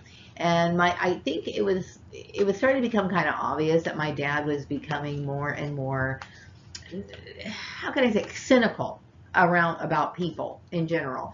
Now, I had started off the video talking about when I was going through the years about how we started off happy moving into our house on J5 in 1974, and slowly but surely, like, things are starting to show itself where, you know, my dad was getting suspicious about people bringing people to the house, whereas before my dad liked bringing, you know, loved it when I brought people over. Like, I remember my mom was in the hospital the previous year before that. I was happy to bring people over. My dad was always accommodating and everything like that. He didn't have a problem with it. But now suddenly he's starting to feel a little bit more, you know, putting a little distance. Okay. I know that my sister, before she met her husband, she was going to Olivet Baptist Church. Now I had stopped going along with my other brothers and sisters to Olivet Baptist Church because we just really, my mom didn't want to, you know, get up in the morning on Sunday, her free day, right, at this point, and fix us breakfast, get us ready for church and all this stuff. It was too much of a hassle for her. But my sister Tanya continued to go to that church, okay? But when she met her boyfriend at college, she started going to his church, okay? And now I'm looking back on it and I'm thinking, I will say these programs are very orchestrated, okay? So I personally think that her boyfriend possibly could have been a perp that was sent to her, okay? Um, Now, Tanya, okay, so in 1984, 1983, 1984, Tanya is dating her boyfriend, and I would say it's a regular thing. He's coming over to the house a lot. They're doing, you know, the little girl and boyfriend type stuff, holding hands. She's getting pretty up for him. They're going on little dates, eating in restaurants, and all this other stuff. Okay. Now, mind you, I was getting several invites to go to their church, and there were times where I actually did go to their church meetings. Okay. And then I remember Tanya would continue to tell me about her problems, and at this time, before she was just starting to get serious about Jim. I mean, her husband, her soon-to-be husband, and she was talking about, she was always stressed out because she was trying to figure out ways where she could support him and help him, right? Now, here's the thing about my situation when we have people like Libra 14 coming in. I don't know if my sister was feeling pressure to take on the responsibility of what would soon be her husband's problems at such a, you know, to me it's like, I'm not going to sit here and carry the burden of anybody, you know what I mean? But she was getting married to him, but she seemed like she wanted to be in a relationship, and I do think she got lured into a relationship that maybe, looking back on, if she had the chance, she would have rejected. Okay, but whatever. She seemed like, you know, overly concerned about, you know, having a decent job so that she can contribute. Okay. And so in 1985, she ended up marrying him. During this time, I was in my teenage years and I was getting very interested into art in all forms. Okay. Obviously, I was wearing a lot of different clothes. I was wearing some of my dad's clothes, like his military tags and stuff, thinking that was the coolest shit in the world, right? I started studying with Jehovah's Witnesses because I had met a girl in my class and we became friends. Mind you, I was very outward about my interest in the occult because I had spent the summer playing the Ouija board with one of my sister's friends, right?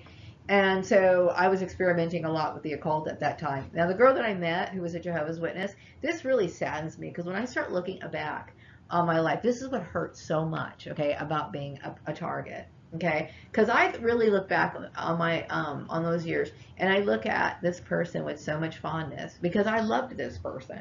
Okay, but what breaks my heart is that chances are she was just an informant, and that was it. She was just an informant collecting information, and because this was, and believe me, Amanda was a black girl just like me, right? I don't know if she came from Ethiopia or where her roots came from, but my point is that these people send you people into your life, right? And they're just informants. Now, Amanda could have very well been sent to me in my life for the sole purpose to convert me to the Jehovah's Witness faith, right? And I know that a lot of churches or religious organizations do this so they can gain control over people. That's it. Okay. So I don't know. Okay. But what breaks my heart is that, you know, when you realize that you're a target, you start losing a little bit more love, little by little. You know what I mean? And it's sad, but it's like, you know, this was a full-on experiment, and it plowed through everything sacred in my fucking goddamn life. I can't tell you. It's just, it's horrible. Anyway, so I now look at this whole issue about me going to the Jehovah's Witness Kingdom Hall, me even meeting this girl, because I met her in my first day of school on 8th grade. She was sitting in the desk, and she just struck up conversation with me, and we hit it off right away. But now I think about it, it probably was a setup. Okay, now by this time, Tanya and Jim are picking fights with me every time they get the chance, because they're angry that I'm showing interest in the Jehovah's Witness faith and I'm not going to their born again Christian church. Okay. Now, mind you, the reason why the Jehovah's Witness belief appealed to me is because I had already started developing my political views. Like, I started developing my political views already like in 1977, 1978, and as well as just kind of looking back on and studying people and how people are actually behaving and understanding a little bit of history, even though I knew not to take things like TV shows and movies too seriously, because I know there's a lot of fictitious stuff added into it, but I understood the overall theme. Okay, there's a lot of corruption that goes on in the world. So I like Jehovah's Witnesses because Jehovah's Witnesses stayed away from political issues, and I choose to stay out of political issues. Now, my dad was starting to get very forgetful during this time. In 1985, it was the year that I was supposed to graduate from 8th grade. Now, my father knew that he was taking us to the 8th grade graduation. We talked about it all week long. He helped me pick, he didn't help me pick up my dress, but he knew that, I had to go pick up my dress. He knew it was my 8th grade graduation, right? So the day that everybody me and my friends piled into the back of his vehicle, right? And he's supposed to be taking us to the 8th grade graduation dance, right? He starts driving in the direction of my grade school. And then I knew right then and there, something's wrong with my dad. I knew it. I didn't, the reason why it set off a red alarm is because during that year, they were already talking about the AIDS issue. And the year before that, or a year or two before that, they were talking about, what's her name? She's that beautiful, Rita Hayworth. Rita Hayworth had Alzheimer's, right? And when my father started driving over into that direction, something popped into my mind and said, I think my dad's coming down with Alzheimer's. And that was the very first time that my father showed signs of forgetfulness. And I always banked on my dad of having a good memory, because he was like clockwork. And I used to always pay attention to his memory. I used to always think, my dad never forgets anything. Now, by that little mental message coming into my mind about my dad never forgetting anything was probably a message for me to start paying attention to him and seeing if he forgets something, because I was the one who noticed that he was losing his mind. Now, during that time, my dad started getting very nervous and worrying about our phone being tapped. My sister marries her husband in 1985. I'm starting to get more bullied at school. At that time, the person that I was hanging out with was a female girl that I do now believe is no longer a part of this world. I do believe she got wrapped up in a lot of the dirty schemes that were going on with me. I don't feel as though this person is alive anymore. Okay, I personally, throughout the years, I always thought very highly of this person, and now I understand that she was a perp. See, everybody I cared about, including my adoptive mother, were all fucking perps. Do you understand how this takes the fucking, like, it's like something just, they slip the foundation right out from underneath your feet. People that you loved and cared about, genuinely, okay? But these people were able to be actors, just like Joseph Mengele, whether they were black or whether they were white. By the time I would say 86 and 87 rolled around, I was starting to feel really distant towards people. Like, I started developing more and more into how I am now. I knew that I didn't enjoy being around these fickle friends. And there were times where I did kind of suspect, but never made too much of a big deal out of it, about my friends kind of being two-faced. But I honestly didn't want to focus too much on it. Back in 1986 and 87, I was dreading going to school. I had mentioned before, I would cut class a lot because of the bullying, a lot of the bullying, okay? And I was starting to worry a lot about my father. My father started showing you know, signs more and more. It started off, like I said, with him forgetting where my school was. Okay, by now we are in like 1987. He's starting to forget to take the trash out. The trash has been picked up every single Wednesday since we moved into the house, which was in 1974. Okay, he was starting to forget things like that, slowly but surely. Okay, and like I said, you know, I was getting bullied basically for no reason, and school was becoming a nightmare. And the weird part is, I do recall my sister Tanya and her husband being kind of, you know, nosy about what was going on in my school. Okay, and at first, you know, when this was going on, okay, the thing is, my sister Tanya's pastor or something like that was my English school teacher. Okay. And I was dealing with a lot of bullying that I didn't really feel comfortable talking to because my family never really cared about what was going on when it came to our problems. I had mentioned before, like when I used to tell my mom about my problems, her response was, "Well, be the Rock of Gibraltar," whatever the fuck that meant, right?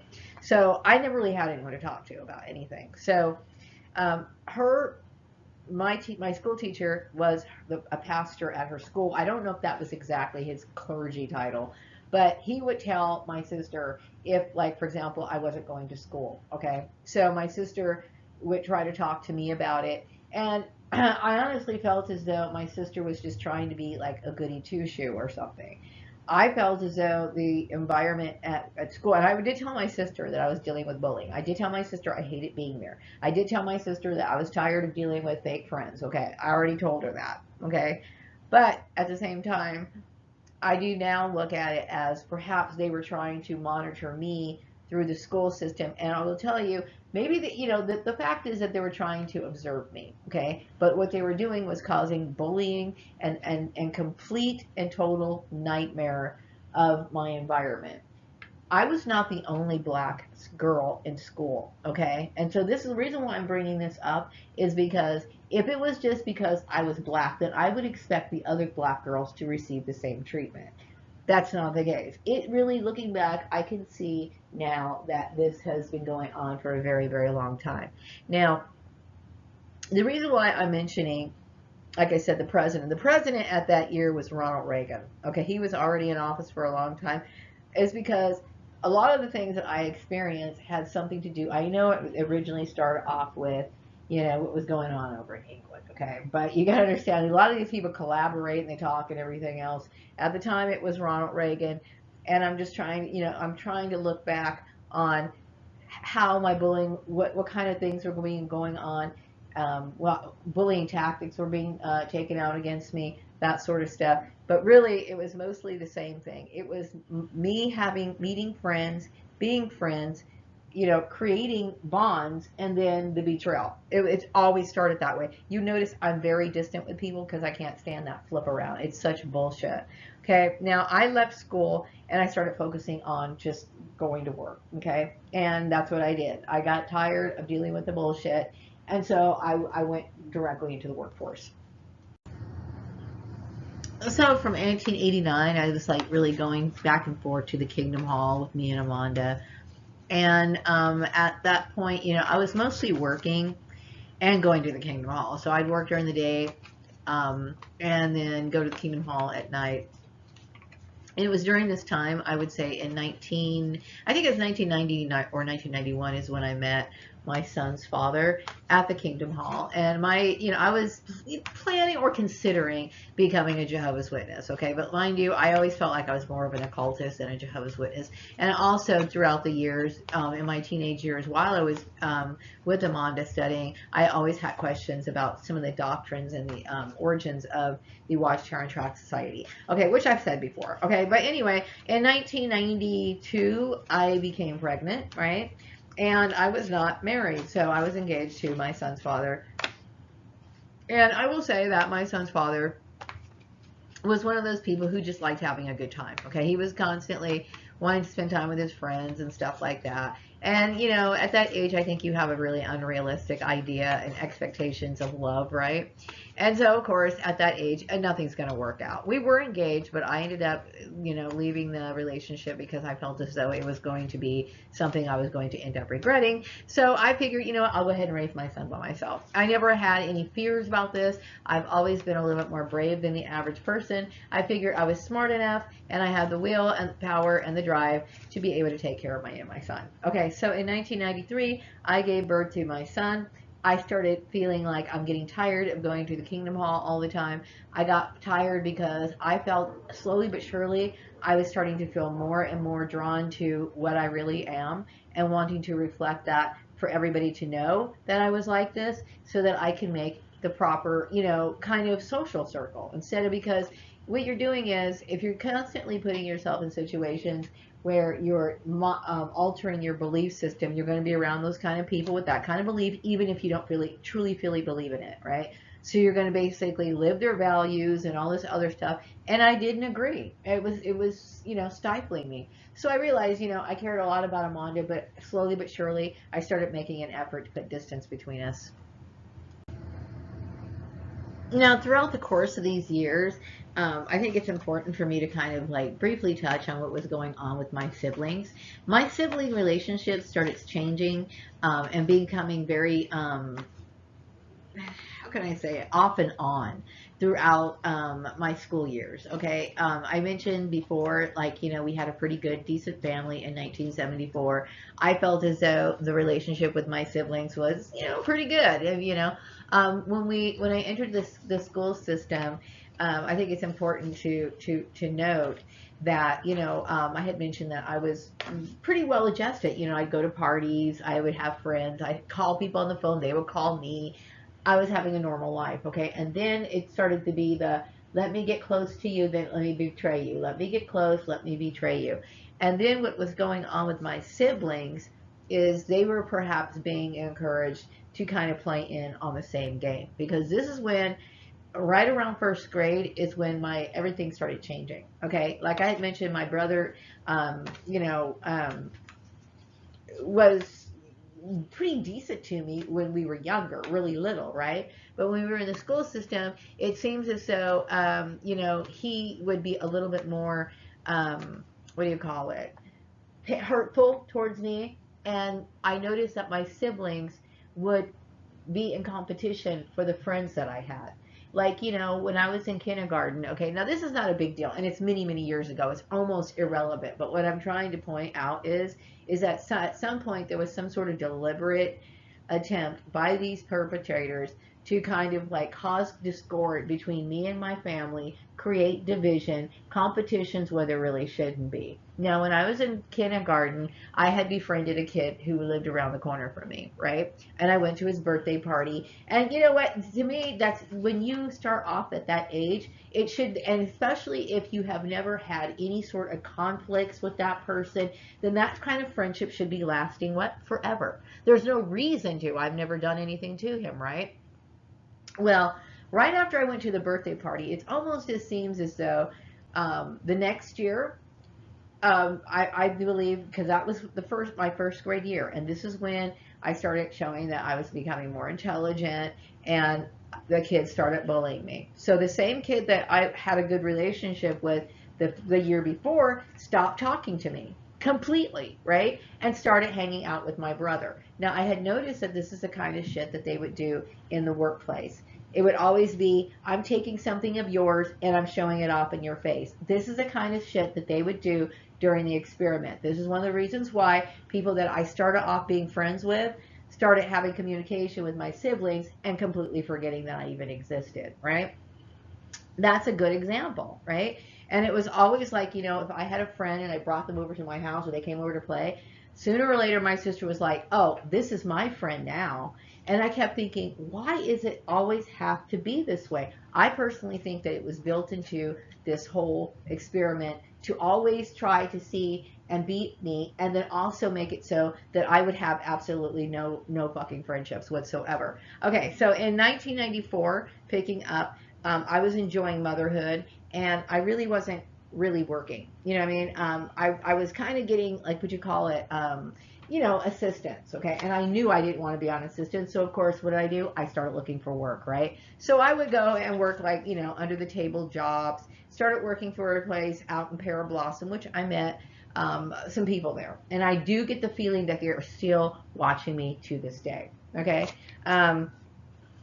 So I worked there for a while, and now looking back, I do kind of see that, these people kind of knew who I was before I even started working there. Okay, just by kind of referencing some of the conversations that were going on, I do believe that they knew who I was. Also, my father had to be placed in a nursing home in 1995, and my father passed away the following year. Now, my brother, after his funeral, was talking, and see, I didn't know anything about being a clone. I didn't know that the reason why my father ended up dying at an early age. He died at 62, but he came down with Alzheimer's many years before he actually ended up dying, okay? And so my brother was basically saying that people were involved in my father getting Alzheimer's and getting sick, okay? And I started kind of having my own beliefs about that. Now, I don't doubt it at all, okay? So in 1997, I started working at Edwards Air Force Base. It was a relatively easy way of getting there, okay? I started going into an intern program, and because I wanted to get stable, and I was interested in entering into the workforce any possible way I could. I got an intern position at Edwards Air Force Base and worked myself into a position, okay?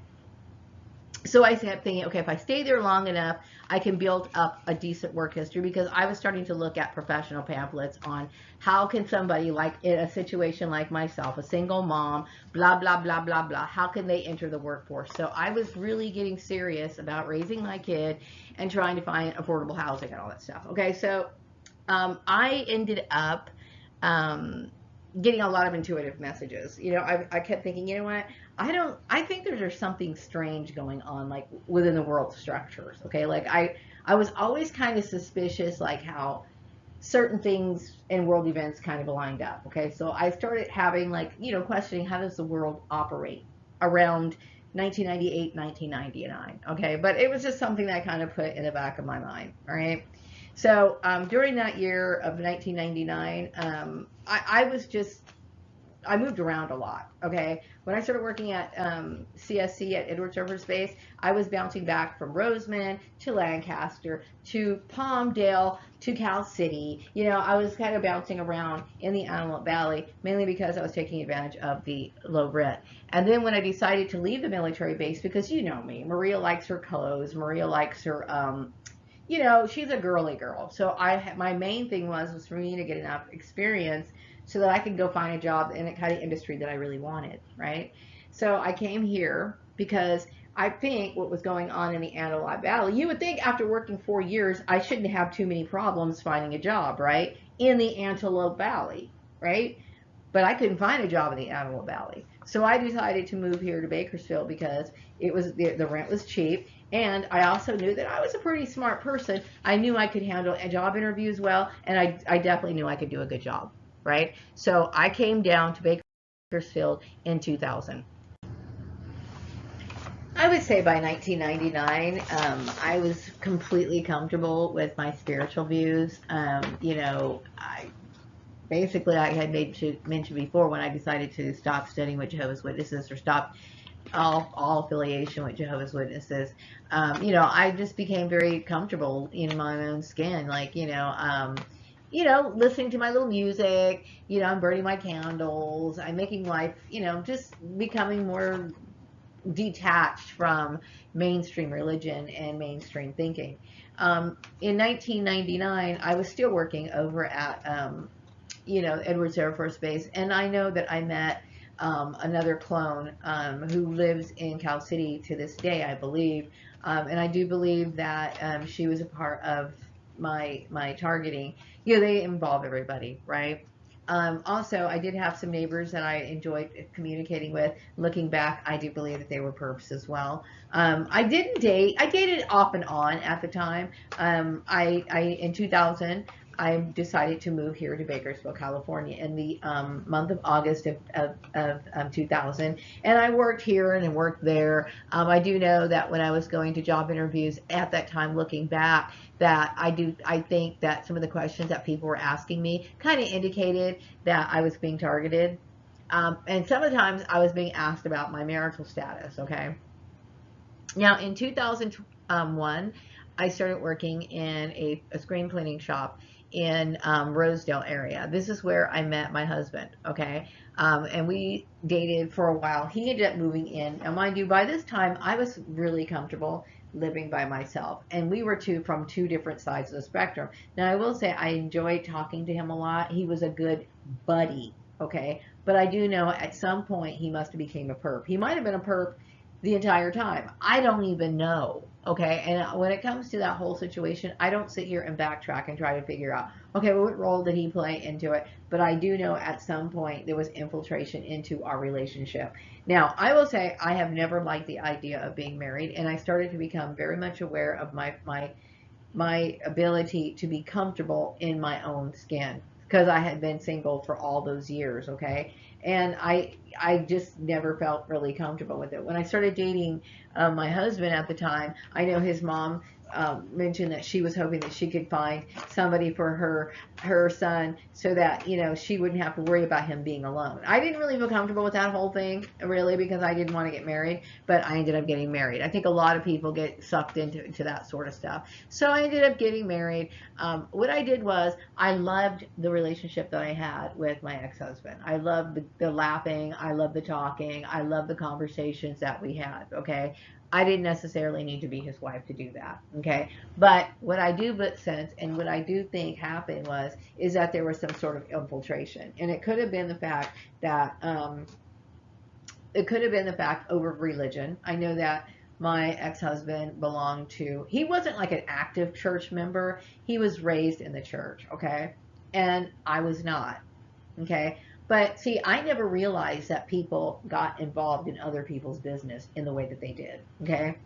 I just thought, well, this is our little life behind closed doors. Once I come home, get off from work, we come home, he comes home, we, kick back, we'd have a few beers, wine, whatever, smoke some weed, whatever, and we just hung out and had fun, right? I never thought that other people would sit here and like want to get up in our business, okay? Personally, it could have continued working that way, okay? But I found out certain things about him. He started manipulating my employment. Then, I mean, it just got bad, okay? But let's just say we could have taken out the other people. Like these people just would have minded their own business or whatever. I think that relationship I had with my ex-husband was a good working relationship in a sense where, what I mean by working, not because we were working as business partners and not because we had the most whirlwind, like passionate romance.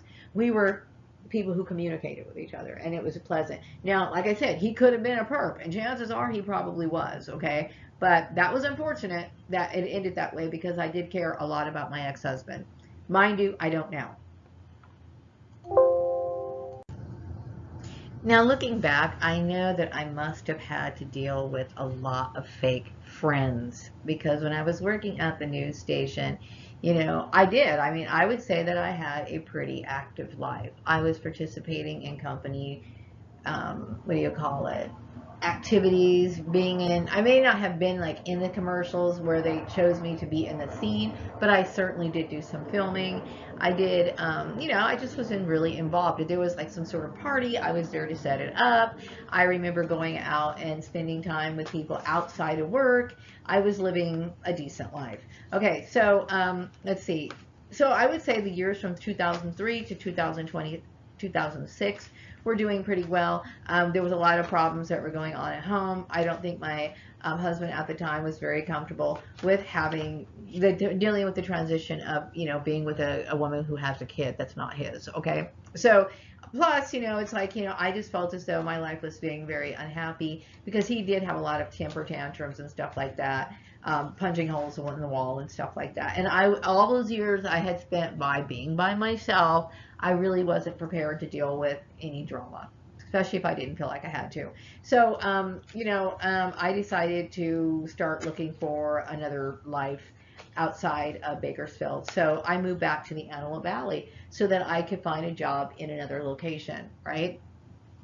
So I moved in with my mother in the autumn of 2007. Now, during this time, I was getting hit by like what I could call born again Christian groups. A lot of people were trying to convert me into going to church, right? As a matter of fact, I started going to a few of the churches, visiting in the Antelope Valley while I was there, because, you know, I kept thinking, well, maybe this is good for, like, you know, social reasons. But in my mind, I just don't feel comfortable, you know, praying and doing all the activities in the church if I feel like I really don't connect with it. So, and besides, you know, I'm into mysticism. This is who I am. And I don't really feel as though I need religion to shape and mold me when it comes to my ethics, my morals, or whatever. I didn't like going to church, okay? And I do know that, you know, I started getting kind of the hint that religion did play a role in people's employment, which I knew was illegal, okay? But I figured, like, you know, I'm just going to kind of stand on the sidelines and just kind of get a feel for it. I didn't think it was that much of an important thing, because I knew that religion was not a reason to hire people or fire people. So I kept thinking, you know, I'm going to just be cool about this, whatever. So I started working in Chatsworth in 2007. Do I believe that it was some sort of orchestrated plan to convert me?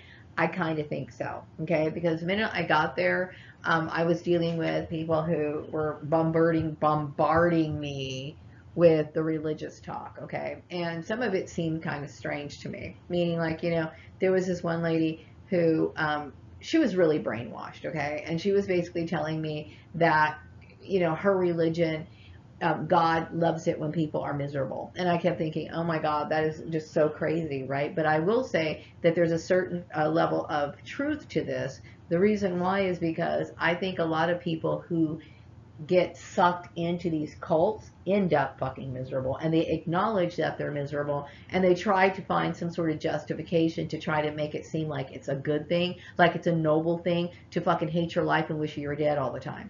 I don't believe that God really wants that, okay? But whatever, if you want it, if that's how you have to cope with it, that's fine, and that's your legal right to do so. But anyway, in 2007, I started dealing with targeting almost immediately, okay, when I got there. There was a lot of people walking around my desk, looking at me, talking about me. And then I had mentioned before in one of my videos about, you know, I had an accounts receivable clerk that was really, really bothering me. Like, every time, she was constantly making comments about my appearance, constantly talking about my weight, all the time. This is back in 2007. And I kept thinking, what in the world are you so obsessed about? You know what I mean? It was a no-brainer to me that a person was supposed to take care of their body. Okay? I was not in a relationship at the time. At that time, I was separated from my husband. I was living with my mom. I wanted to start all over again, right? But I had this girl every day. She was sitting around, this woman, okay, sitting around talking about my body, talking about how I appear, all this other stuff. And it really pissed me off. And it wasn't just that. It was, she was picking on everything. She was tearing my character down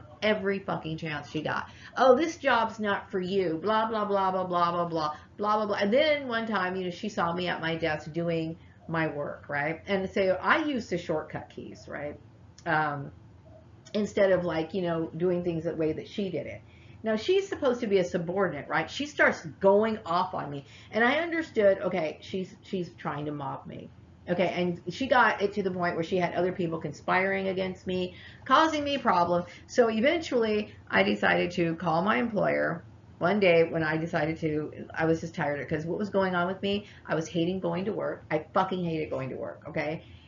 They were constantly trying to make me the other, bringing in religion, talking about, you know, stuff that they shouldn't be talking about. Mind you, they were talking about me being girly, you know, wearing makeup and stuff like that. But the other manager who worked in customer service, she could wear makeup all that she fucking wanted to. Now, of course, I found out years later it had something to do with the cloning thing, about me being a man in my previous life, okay? Still, I don't appreciate our U.S. government and the people who got involved in targeting me creating this propaganda to cause so much discord in my life, causing me to get mobbed out of my jobs and causing me to to always have to start all over again. So in 2009, I finally called my boss, Karen Johnson, in Chatsworth, California, and told her, I need you to make an arrangement with me. I need to get out of here. I said, I'm going out on disability. So I got on disability, and I was collecting disability payments, and I was going to get mental health care that was a requirement to be a part of that stupid program so that I could continue to get my disability. I mean, you can tell I'm going on and on and on about these issues and how it's affected my life. It's been absolutely nightmare, an absolute nightmare. It was during this time in 2008 and the 2009. That was the summer when I left Organized Sports, the company I was working for. That was one of the best summers I ever had. I got to hang out with my son and hang out with his teenage friends, see what he did, the kind of life that he was living. It was cool having his friends come over, and raid my refrigerator. I felt like I was really a mom at that time, okay? Now, mind you, I decided to move back to Bakersfield because I was tired of commuting to the Chatsworth area. And originally I was going to move to Chatsworth, but when I first started my job in dealing with that AR person, she made my life a living nightmare. So I was trying to find another job, to find something else that would make me happy and start all over again. But now looking back, these people were controlling my employment, so I couldn't do anything about it. But I started a YouTube channel at that year, and I was talking to people, I was communicating to people, and that's what I need. I need that. I need to be able to communicate with people and feel like I'm a part of a part of life, right? But they cut me off. They cut me off. They started having problems with my YouTube channel in 2012. And I'm just going to tell you this. It's been very difficult for me, okay? With their constant blocking, struggling, creating drama, having people, turn on me. And this is when, in 2009, is when like I said, I had met a couple of people that I was in long-term communication with, at least for all the way up to 2012. And 2012 is when I stopped communicating with a lot of people. During this time in 2008 and 2009, I can tell that my so-called friends that I knew from high school were acting very strange on Facebook. And I don't know exactly what caused it. I do know that I took a picture and there were a lot of people making comments, and most of the comments on there were complimentary. But I also know that sometimes when people compliment you, it's a way of them hiding their envy and sometimes even making fun of you because they're angry about it, right? So I realized that I was like having this hate campaign against me, and it started becoming more and more apparent as the years went on. So I know that when I got to Murray Family Farms, now this is where it all picks up, okay? Now, no, please take note that when I left Chatsworth, I left Chatsworth. Why? Because of the extreme bullying, the targeting, the constantly looking at me, staring at me, sending people in to stare at me, gossiping about me, mentioning shit about my weight, drawing excess attention to everything I did. It got to be too much. So I ended up coming back to Bakersfield in 2009, the summer of 2009. I was still having a good time with my son. My son was bringing his friends over. I had an active house. I mean, and I like an active house. I mean, I like it when I have a clean house, and I like it when my son is entertaining his friends, and I like it when his friends are hanging out, because this is something that I felt I missed out on a lot as a kid. So I feel as though that's a part of life fulfillment, to have, those sort of associations. So I was happy that my son was being social. So, and I felt happy that I was actually like cooking food and serving his friends. And like I said, I felt like a mom. So I felt happy. So I started working at Murray Family Farms in October of 2009. And I was really enjoying it because my son would be home sometimes on the weekend or during the weekday. And, it's cool to hang out with his friends and stuff like that, but I didn't have a whole lot to do. And I felt stimulated by work because I felt as though work life was the only thing I had to do. And I was still kind of working on my, I was showing a lot of attention to both things, my work at Murray Family Farms and also my YouTube channel at the time. And I felt rather balanced because I had a social life. I was getting phone calls from people that I knew from YouTube. I was I was in communication with people that I used to know. I felt like my life was normal. Meaning, you know what I mean? You have connections, you're living your life. I felt like my life was normal, okay? And okay, so in 2010, when I moved back to Bakersfield in 2009, I did notice that there was some harassment that was going on in the community. Like, I was getting harassed. Like if I went to like a beauty, what do you call it? Like getting my nails done. This lady, she was being a total bitch to me, and she was like, just acting inappropriately. Okay. And I'm trying to figure out where the harassment comes from. I'm trying to figure out exactly when Libra 14 entered my life. I don't know if he was even in my employment going back to Chatsworth. I don't know. I do remember having some sort of weird encounter with somebody on Facebook while I was having communication with a bunch of other people now that I'm looking back on it. I remember communicating with this particular person who was sending me messages and then sent me a message saying that I was his girlfriend after we had talked for a little bit. And I don't know, it could have been Libra 14, okay? But now that I'm putting two and two together, could have been where the stalking started happening because I was working in Chatsworth at the time and I noticed that weird stuff was going on at Murray Family Farms. Now, when I was working at Murray Family Farms from 2009 to 2010, I was a very happy person. Mind you, I was completely busy and had a full schedule. I'm the kind of person, I have to have a lot of shit on my plate, and I'm happy for it to be that way. You know what I mean? And I love applying my creativity, and I love doing all of that. I was a happy person. Okay, like I said, my son was happy with doing stuff with his friends. I knew he was being social.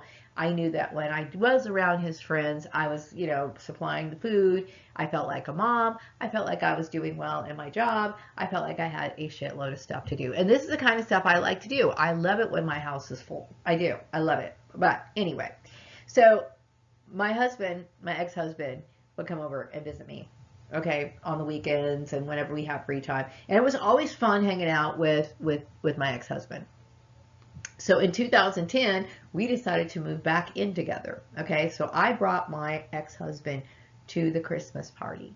Mind you, everything was so good in my work life over at Murray Family Farms. Okay, the minute I brought my husband to the Christmas party, that's when every fucking thing changed. Every fucking thing changed. Okay, I started dealing with workplace mommy.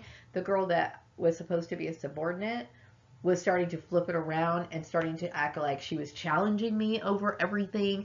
I'm referring to the biracial girl. Okay, she was causing problems at work, and I was dealing with unspeakable harassment from all kinds of people. Okay, it was just ridiculous. So I started taking notes on the harassment, which started in 2010. So from 2010 all the way to 2013, I had a shitload of notes of harassment bullshit that was going on at Murray Family Farms. And then I started coming to the realization that the person who was causing the harassment was Steve Murray. He was inciting it. So I did confront him. Okay. So I was dealing with unfair treatment that was very obvious. Okay. Now I'm the kind of person, I do believe in professionalism. I have studied up on this. Okay. People can date all they want to. Okay. That's their choice. Okay. But I was being discriminated against. Okay. And the general manager was basically screwing his employee. Now, this is not me trying to make a big issue of it, but I was the person who was doing everything they could to do a good job for Steve Murray. And here we are having somebody who, to me, is a workplace violation. Why? You're the general manager, and this person is supposed to be your subordinate. Most people would not tolerate that in a company. And I never ever said anything to my boss about it, whether or not. But I could honestly tell that there was a lot of discrimination and there was a lot of discrediting of the things that I did. Okay, we went to a what do you call it, like a seminar to get trained on the new processes that he wanted to implement for his company, and he told me to take notes and make sure that I could train everybody who may not be able to fully understand everything. Okay, so the general manager wanted to go off and do his own thing and ignore all the money that the owner spent on the training, right? Well, the owner told me to make sure that everybody was trained, and then he would sit here. I'm talking about the general manager. This is not me bashing him, but I'm pointing out the obvious facts of the violations of this person who's in a position that's higher than me, who can just, like, shrug his shoulders at the money that was shelled out for the training and just completely disregard it. And I cannot tell you the ridiculous workload that this man, Steve Murray, would put on me. Okay, while the general manager basically hardly had to do anything.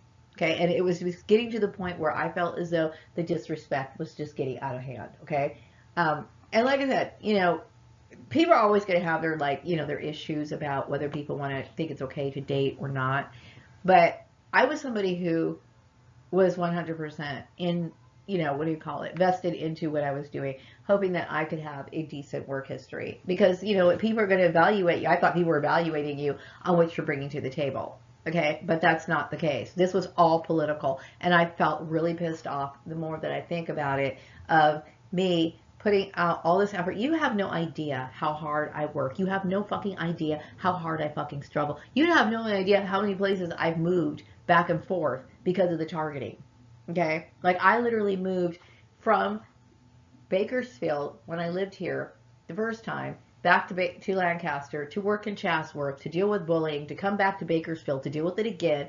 Then I moved back a few years later. Okay, so I have been dealing with this shit for a very, very long time, and it has worn me down. Okay, so I was dealing with people who were what I would consider to be substandard employees getting away with it, and every time I would do something, nobody would acknowledge what I did. In fact, it was completely okay for them to take take credit for what I did. So I can only surmise that the experiment was, number one, meant to cause division among people, meant to have people that I care about turn against me, make it so that I never had any sort of stability, make it so that I had to struggle more than anyone else, and that could possibly ever, be in the workforce. I was always a person who struggled more than anyone. When it came to workloads, I was always given a ridiculous amount of work to do. And I was always being discriminated against based on things that I should not have been discriminated against. I have never had it easy in the workplace, even though there were times where I could completely demonstrate that I was far more confident than anyone else. So in 2013, this is when I finally had, Steve Murray finally let me go. But before he let me go, okay, before he let me go, I had to go through this stupid thing for him to try to make an attempt to cover his ass after it was very obvious that he racially was discriminating against me for several reasons, okay?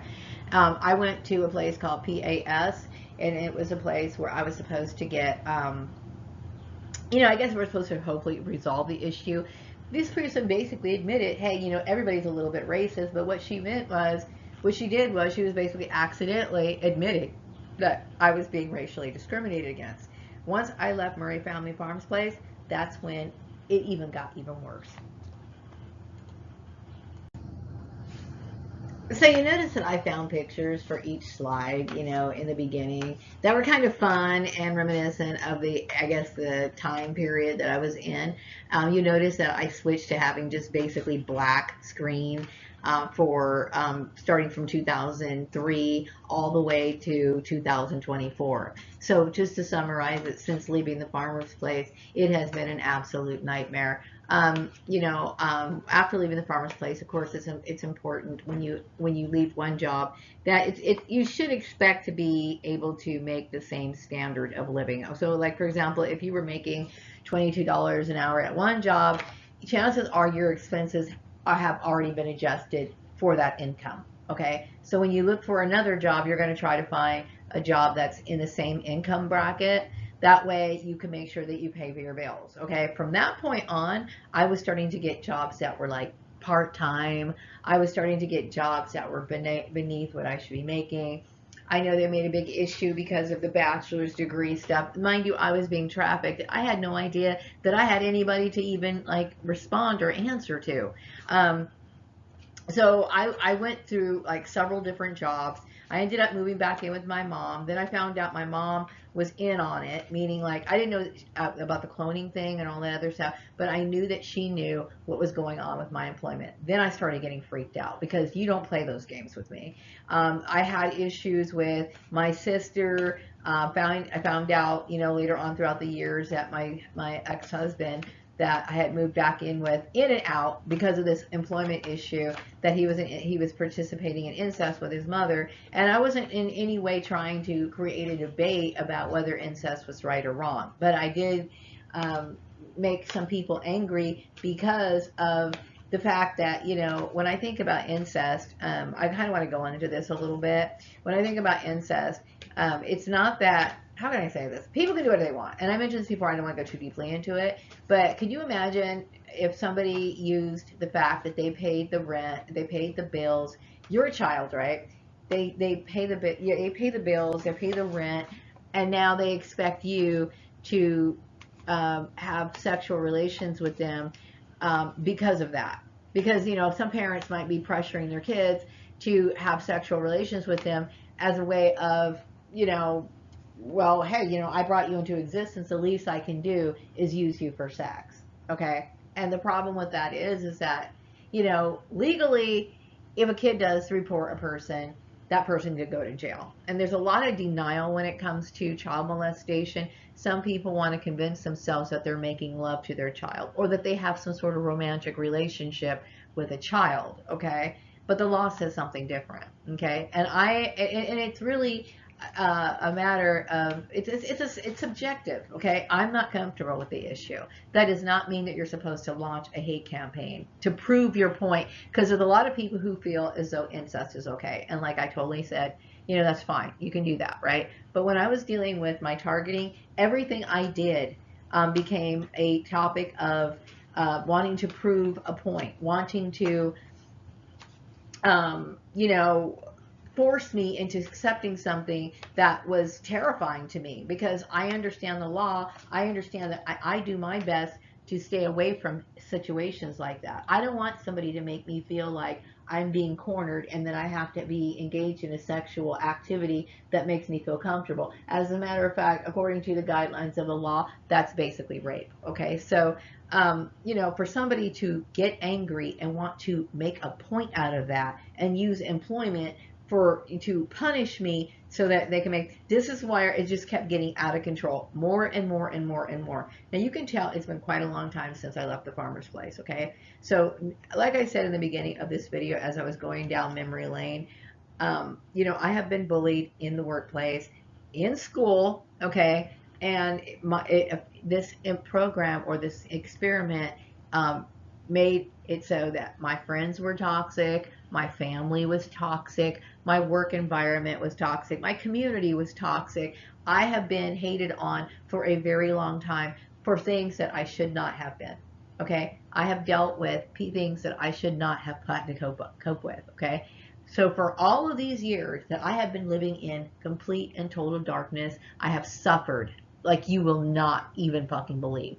Okay, and it's 2024. I have been out of work for a year. Okay, I have been out of work for a year, and these people have caused me so much pain I can't even express it. Okay, every day I fear for my life. Every day I deal with depression. Every day I have to look at this whole injustice, directly, and handle it. Like, what are you going to do? I no longer feel happy about life anymore. These people have taken everything outside out of me. Really, they have. Okay, so going back to the whole issue of this being an experiment, somebody trying to observe me. No, you know what? I have observed the people who got involved in this, and these are my answers to what I've observed. Okay, you will not believe the hassles that I'm experiencing uploading and creating this video. Okay, this is actually the third time is going to be me having to record this part of the video because something wonky happened earlier. And mind you, maybe this is happening because I feel like I'm in a mad rush. Today is May 31st, and for people who have been watching my videos on Patreon, everybody knows that I've experienced a lot of frustration and obstruction from some of these Nazis that were involved in my 9 to 5.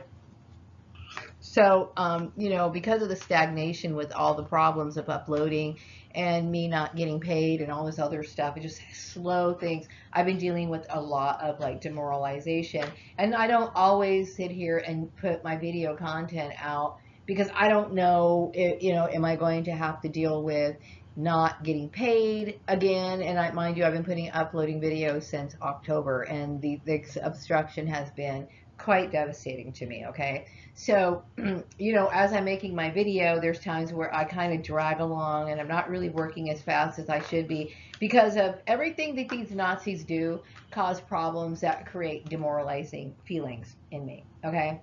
So I'm sitting here at the last minute trying to post this video. And anytime you're in a rush, I could have very well been the problem that caused that video to split into separate files and created the issue of that. But because I'm in such a rush, okay, I don't like dealing with people and infiltrating into my stuff, causing problems. This is the reason why. Okay, because I'm better off by myself, and I'm so angry that they caused all these problems. So here I am again, repeating the same thing for a third time on the editing of this video. Okay, so what I'm going to talk about is my summarizing of the experiment, and then I'm going to go into how it how it shaped my views on life in general, and then how it shaped my views on things like relating to love. And when I talk about love, I'm talking about emotional feelings, love for myself, love for other people. Okay. So the first thing is that I'm so angry at myself for having to sit here and do this like the third time. But anyway, my interest in Nazis and my ability to figure out the targeting program is based on my past life. Okay, I do recall getting that familiar feeling in my solar plexus right about when the shit, right before the shit like hit the fan. Because it's just like the same cycle that I talked about earlier in the video about me having cycles of like, having a full calendar, going out, meeting friends, calling friends, texting friends, doing things, having an active life, and then flipping it around to where I'm being excluded, being ignored. This is a part of what do you call it? A part of the experiment. And I do believe that what happened on Facebook back in, I don't even remember what year it was, a long time ago. Okay. It started because I will tell you, when I first got on Facebook, I was encouraged to get on Facebook by my ex friend, who I believe may be dead now, from high school. She called me up and said, "Hey, are you on Facebook?" And I said, "No." She encouraged me to get on Facebook. So I got on Facebook, and, I did my little socializing and everything. But slowly but surely, it started getting weird and extremely toxic. Okay. And it just got to the point where I could literally feel the tension across the screen. Okay. So I realized that there was a correlation between the toxicity on Facebook and the toxicity that was going on in work. I don't talk to anyone anymore. Okay. So I've always known that there was a cycle. The let me have a bunch of friends, and then all of a sudden it's a love bombing, and then they'll flip it around and they get abusive. It's always been that way. Okay, whether I realize I was in an experiment or not, I do see a cycle, and I think it was a good idea for me to break it down in those last few segments of the year segments. Okay, because I'm sure a lot of people who are watching my videos, who will watch this video, will be like, I remember that, because it's true. Okay, so anyway, so yeah, I understand that based on my experience of having my life sabotaged multiple times. And ultimately, when I realized I was in this program, this is one of the main reasons why I started making videos, because I knew it was life threatening. I didn't know that I took my own life when I was CB Braganza before that. But something about the situation that I'm experiencing as Maria Gordon was a little too close to home, and this is one of the reasons why I started becoming very concerned. Okay, you do not want to be to experience what it's like to be a targeted individual. I was a targeted individual as Maria Gordon, and obviously I was a targeted individual as CB Braganza.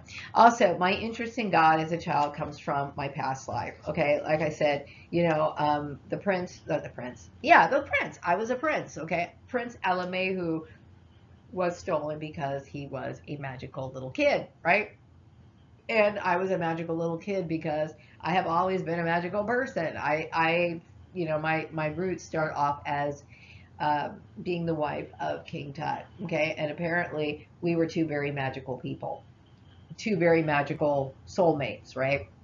Um, and so, you know, my thought process is revolves around magic. You know, like I love symbolism. This is how I relate to things. You know, and so I'm quite comfortable understanding that I have Egyptian roots, understanding that I have the Ethiopian roots, and I'm fully comfortable in accepting of who I am. Also, questioning my beliefs. Oh yeah, what I wanted to talk about was I feel as though the attack, the Nazi attack, was like how my father used to describe the unfair shooting in the back. Okay, my father was a big lover of westerns and talked about being a cowboy. And one thing that was looked down upon back then is if somebody shot someone else in the back, because it was an act or looked upon as cowardice because you didn't give this person a chance to defend themselves. You didn't give any heads up. It's not even a challenge. It's just like it's unfair all the way around. And in my case, it was like, these people created a rumor, a vicious rumor that, if you think about it, had I not been somebody who was doing serious mind tapping, serious readings into this, I would have never found out, which would have made my situation even more bleak. Okay. Um, they were telling people that I was, some person who came back as another sex, and that almost as if it was an act of defiance and I was being rebellious or something.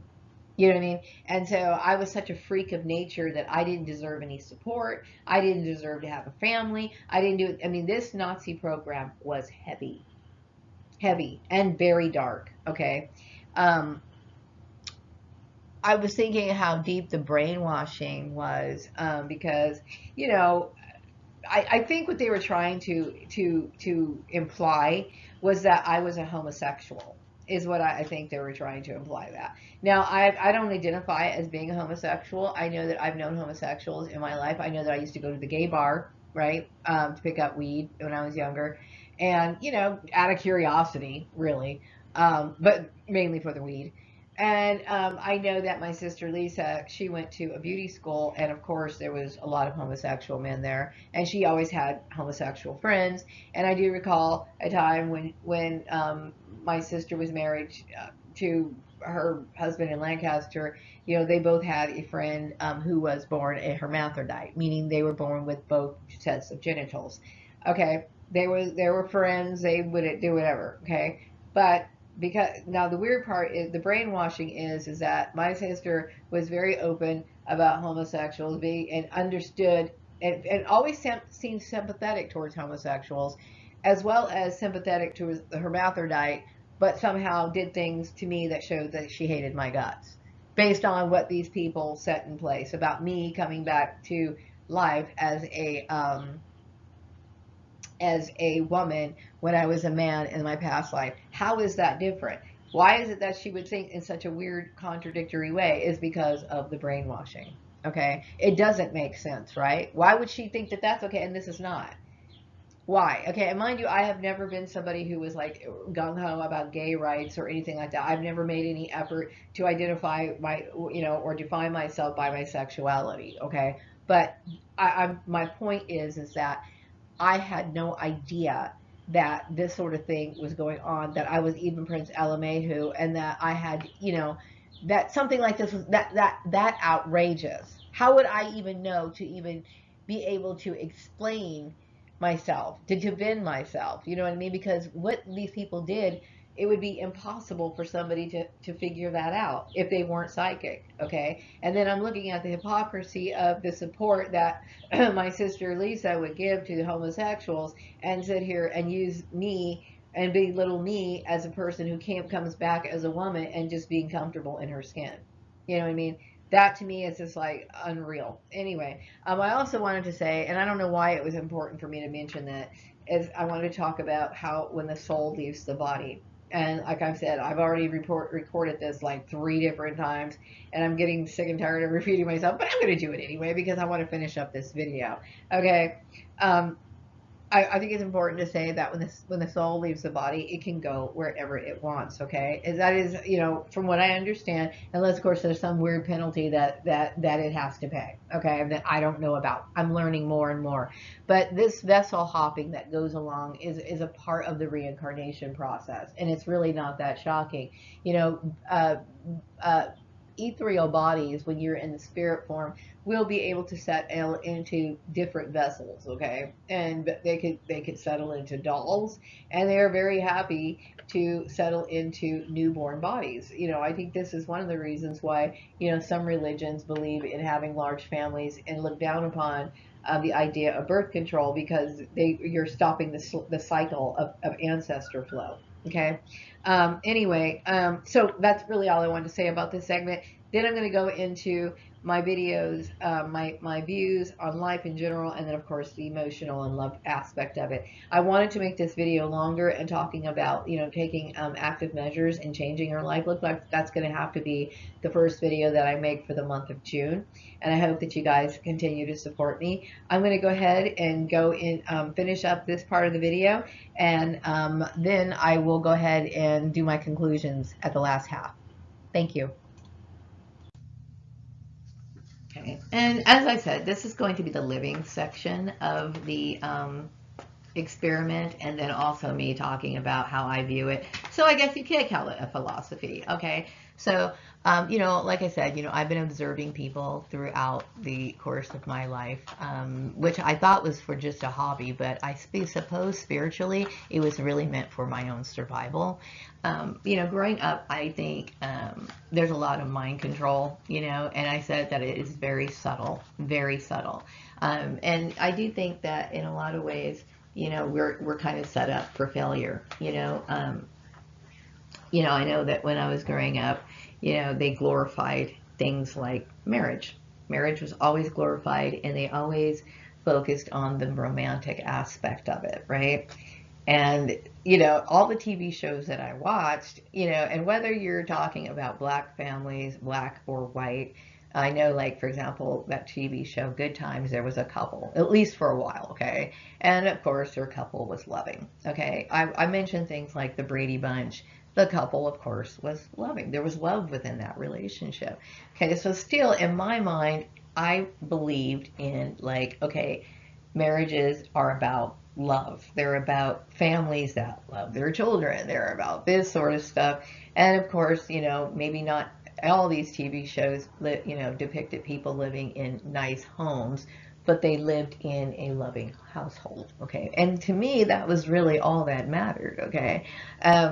I do understand as an adult, throughout the course of my life, I made a point to study other people's families because I saw that there was a lot of dysfunction in mine, right? So when I went to their house, they were my subjects, okay? They were my subjects, and I would sit here and develop my own opinion about their family dynamic. And sometimes people would come and complain to me about how they, wish that they could leave their wife and blah, blah, blah, blah, and whatever, okay? So I understand that the white picket fence dream is a fallacy. That's not to say that marriages are bad. I'm just saying is people need to understand what it is that they're getting into, okay? Because when I was younger, had I have gotten married when I was younger, I mean, younger, with this idea, and I think a lot of people go into marriage, women go into marriage with that idea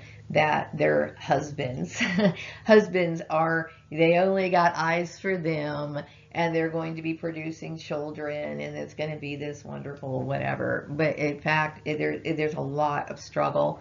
A lot of people are nothing more than liabilities and basically stomping out the life force of one another. Okay. Now, I know that when I was growing up, certain characters, even like cartoon characters, okay, their relationships were loving, okay? Like Barney, Rubble, and Betty, they were a pretty goddamn cute couple, okay? But could you imagine how shocking it would be for you to see Barney in bed with like Wilma? That would freak you the fuck out, right? Because you want to believe that there's some sort of stability. You've got some sort of ground in your underneath you. You need a foundation. Okay. And I used to think that foundation was in the family unit. You could find foundation within being a couple. You can, and slowly but surely throughout my observing other people, even me having my little experiences, relationships, and watching people like my family's, relationships with their spouses and so on. I have observed a lot of people. Okay. So this is my view. Okay. Obviously, there's a lot of people promote marriages, and I can't tell you how exploitative some marriages are. And I am not thumbing down marriage entirely. Okay. If a person really does, you got to have some love in your relationship. Okay.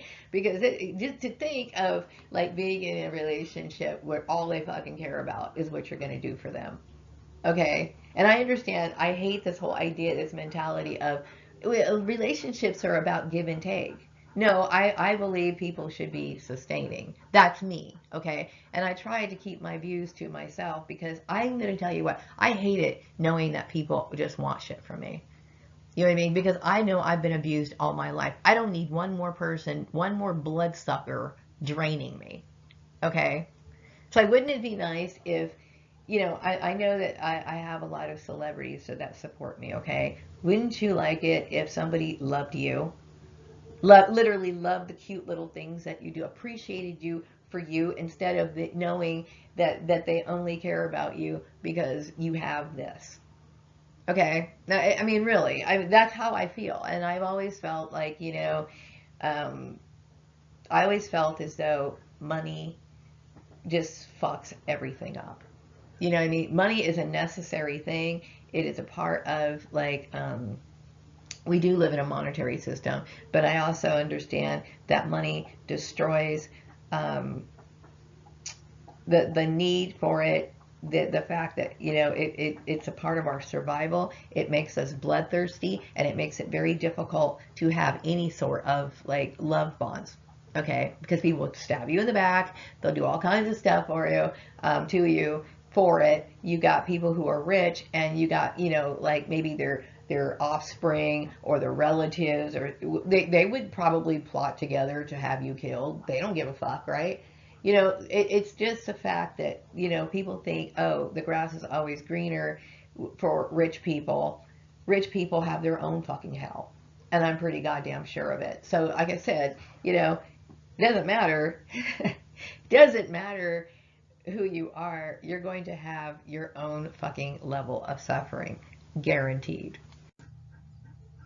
Now, as I mentioned about this experiment, the whole purpose, behind the experiment was, it's a power struggle, a one-sided power struggle, and it was basically a system that was trying to set me up for failure, to divert my attention to from what I would ever try to do, for them to be, either control me or abuse me in some way. Okay. Throughout my life, like I said, I dealt with power struggles, sadly within my own household. I had mentioned, a part of the experiment is to see how I deal with, basically, I guess, being bullied or being outcasted in certain situations. So in this case, like, where I would meet a friend, and then my sister would suddenly be their friend, right? And then it was always like, the history of all of this, right? Power struggles, power struggles for friendships, power struggles for positions. Like, for example, I think a lot of kids want to be popular in school, right? So it was always like pointing out the things that I wasn't doing. You know what I mean? And the reason why I wasn't doing certain things in school was because I was either trying to avoid their bullying or being in a certain situation. So my school years were set up for failure. Okay, they were set up for failure because of the bullying and the lack of support that I would get as being in that situation. So you know, throughout all this time in the power struggles that were created by my family, as well as the people who were my informants being posing as friends, what would happen is that, you know, they basically had no regard for who I was as a person, and they would like to brag about their achievements. This is something I never really put together before, but I did know that there was a time, like if I said that I wanted to go get something, I noticed that my sister Lisa would go get it.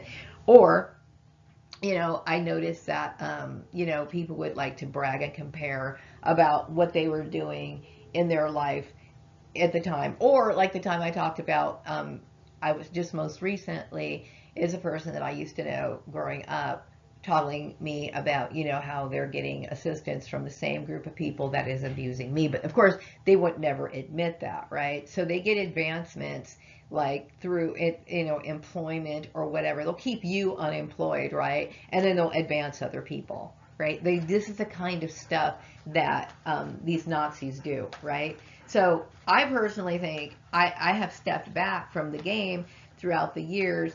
I would say in the last maybe 20 something years, I had been stopped thinking that and believing in the white picket fence thing a long time ago. And the white picket fence umbrellas a lot of things. It umbrellas the idea of having, like, you know, some happy fucking family, supportive family unit that everybody just loves each other. And I also stopped believing in the work environment giving me any sort of self-fulfillment. Okay, which I think that most people have probably realized that for a very long time. You know, I do believe that the system runs on a slavery-like type system. You know what I mean? To where, you know, you get to the workforce and you're dealing with a lot of narcissism, a lot of power struggles within that, and I think a lot of people are disappointed with their careers overall, right? So really, I think I call it the power struggle and the race to disappointment. Okay, so I stopped viewing these things as special a long time ago. So I would like to tell the Nazi people that were experimenting on me that you were wasting your time. All of those things in the attempts that you tried to do to try to make me feel jealous, it was a waste of time, because like I said, I stopped believing in the system a long time ago, so it had absolutely no effect on me. I will say in the early years when I thought that I believed in the system, meaning like I believed that, you know, 1 + 1 was 2, like if you worked hard you were going to be rewarded, you know, accordingly. Now I'm talking about, everyone knows that I had a problem with getting a formalized education throughout the years, okay, mainly because of what, my targeting. This whole thing has painted such a bad thing over my entire life. The being monitored everywhere I went, having everybody watch me, spy on me, report on me, it has made me an unnecessary fugitive. Like, you know, I'm sitting here feeling like I'm trying to run away from something and I don't even know it's chasing me. You see what I'm saying? It's crazy. Okay, so the life that everybody was trying to brag and dangle in my face, I do not believe exists.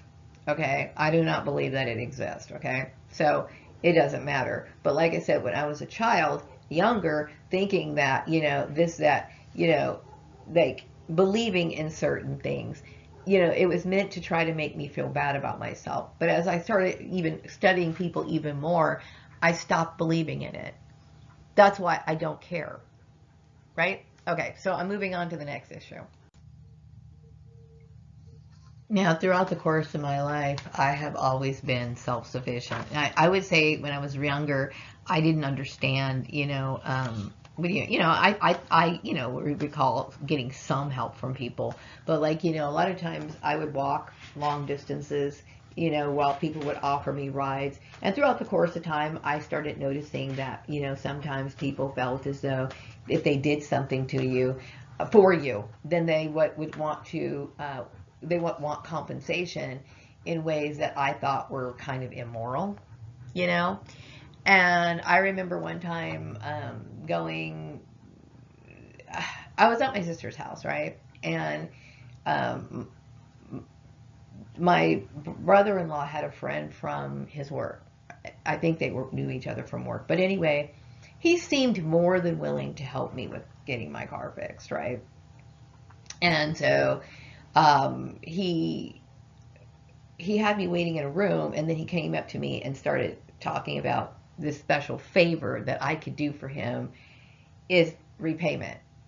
And I thought, oh my God, the thing is, I have always tried to make my own way. Okay. I started realizing that, um, when people do things for you, they start feeling like they are entitled to abuse you in ways that are inappropriate or make inappropriate advances to me. First of all, I want to make this very clear. I am not a fucking whore. And I get tired, especially if you're fucking goddamn ugly. Don't even try to make an advance towards me. Okay? I'm somebody who has self-respect, and I have always tried to pay my own way in this world, and I never asked for any shortcuts. Okay, and I know oftentimes shortcuts involves some sort of exploitation. Okay, so I realized throughout the years that I was very much alone, and the sad part is a lot of people are, because I hear people gossip about people that they're supposed to be in friendships with or whatever. In this situation, in a Nazi experiment, I've only felt alone. Okay? Like I said, your family's fake, your friends are fake, your job setup is a place that's meant to abuse you. It was a horrible, situation. Okay? Um, I am going to touch a little bit on group mentality on this, and I talked about it before, so I'm not going to go too deep into it. But group mentality is usually a cover to promote a coward's agenda. Okay? So one way that people can control, uh, they want people to see you in a certain way, okay? And they would say things. One thing I want to say really back, I'm backing up a little bit. In this program is that it is so unfair. Okay, you can't expect fairness from people who have a very warped mentality, such as Joseph Mengele. It's not fair to pretend to be loving and kind to children and then flip around and send them to their own death. Okay, so you can't expect any logical thought process other than something malicious within this experiment. Okay, but the whole goal was to damage me, to have no support. Okay, so they had to tell and make this issue a widespread thing. Now I'm sure there was certain level of confidentiality with their other clones, right? Or they were at least being mindful and respectful and not damaging their other clones, but they would definitely had no problem damaging me. Okay, so I believe that this was a purpose. That was just done on purpose. Okay, so if I was not psychic and was able to figure out what was being said about me to correct this, I would be screwed. Okay, but it was designed and orchestrated for me to never know what was going on behind my back. So, like I said, this whole experiment was like shooting me in the back. Okay, I was a clone. I was never meant to know about that, but I woke up, and this is what they talk about. People who are woke, or the woke movement. It's not necessarily relating to clones, but it's getting down to the truth of things. Okay, instead of looking at the illusions that are painted in front of you, it's like start looking and questioning, right? But I had revelations of who I was, right? And I understand that I was Prince Alamehu. And in order to suppress me, a part of their plan and their agenda was to discredit me. And not only discredit me, but taint me with something that seems like I was some sort of an abomination, when in fact it's the other way around. Now, people were hating on me for years. Even they even had my own family turn on me, okay, in a cold way. Why? Because they started seeing me as something that came back from the dead or something along those lines, in a form of me maybe being like rebellious of coming back in another sex. Okay, now I'm going to clarify this one more time. Okay, within the process of reincarnation, that's exactly what it is, reincarnation. That's what we're talking about. People coming back and they're going to come back in a different body, in a different vessel. Even if you came back a man 2 times in a row, you might look alike, similar, but you're not going to be exactly the same.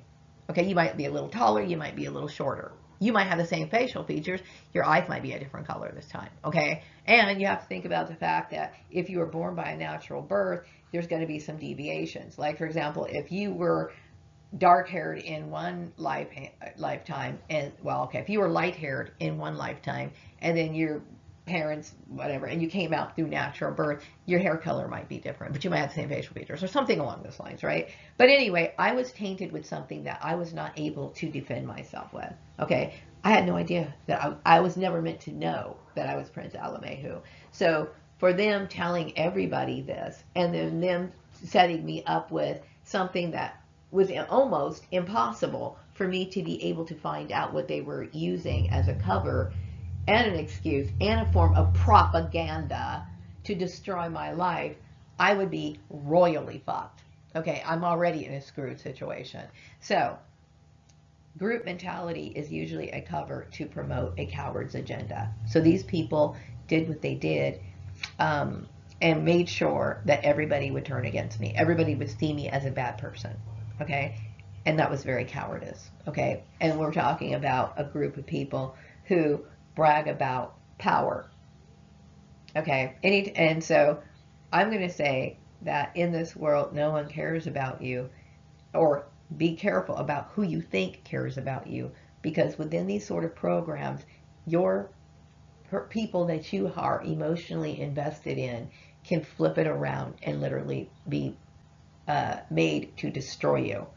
Okay, this was orchestrated by Nazis, a very warped group of people.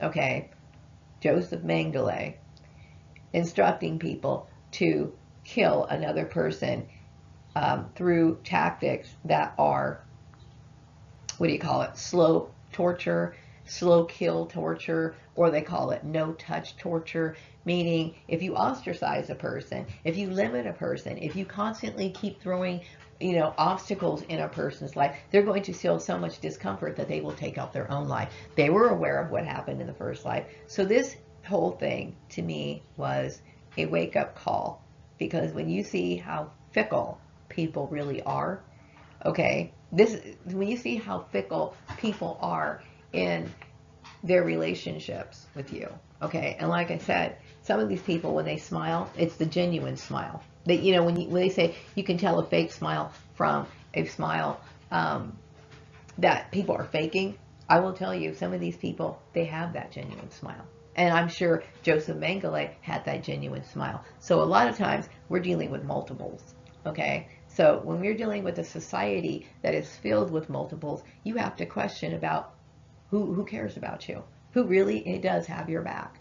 So do not assume. And my philosophy in life is, don't assume that people care about you. Now, in shaping my life views, I've obviously set standards for the kind of friendships that I want. And the sad part is that I was associated with a network where everybody was in on the takedown of Maria. I will say that, what I want in life are friendships that are based on something concrete. I dealt with the fickle, fair-weathered friends. To me, are not acceptable, and that's pretty much what I ended up getting my entire life, mainly because of the fact that these people were informants. Okay, and there's a difference between friendships and partnerships, and like I said, I'll go into a partnerships a little bit later. But when it comes to people like, the kind of friend that I always wanted is like, I'm never expecting anything from people other than for me to enjoy their company. Okay, and I've always come at or looked at my pursuit of friendships in a very sincere way. Like the people that I remember spending time with, I always, felt as though they were special to me, even though I realize, okay, they were set up, okay? But this is one of the reasons why I resent this program so much, is because it is so evil and so wicked and so distorted and the problems that it caused. But it did help me understand that this is a lesson. And so, of course, throughout the course of my life, through studying people and understanding that what they were doing to me was not acceptable, I always kept, and of course, I would start pulling away from their behavior or their association by, not picking up the phone when I knew they were calling. There was a time right after leaving the farmer's place where I had people calling me constantly. And I started realizing a little bit that this must be connected. And I felt as though anybody who caused me that much pain, okay, I don't really need to be talking to. Okay? Because to me, how is it that you can't see the pain that you're causing me? Why are you doing this? So I stopped talking to them. Okay? And because I understood, and whether they realize it now, but now they're starting to look back. Would you really want to have to deal with somebody knowing that they're a part of something that is wrecking everything that you gave a shit about? Okay, so no, I have cut off a lot of people because either they knew what they were doing or they were being pawns of what they're doing. Whatever the case is, these people knew that what they were doing. There's no way in the world you could tell me that what the actions that were taken against me were not meant to be to destroy me, and also the actions that were taken against me were unjustified because I didn't do anything wrong. Okay, so I need friendships that are uh, sincere. You know what I mean? Meaning like you enjoy their company. I want friendships that are constructive. Like, come over one day, have some tea. Let's get excited. Let's bake a cake together. Let's eat some, make a meal together. Let's go shopping together. Let's do our art together. Let's, in the middle of the night, if you're hanging out with me, let's pull out the cards. Let's do some tarot readings. Stuff like that. Enjoying each other's company. I don't need people tearing my character down. I don't need anything like that. What I need is a true friend. Okay, so I also wanted to mention, that I've always tried to be very fair and upfront in my business dealings. Now, as everyone knows, I'm kind of going solo, and I made an effort to leave the 9 to 5, meaning working for an employer.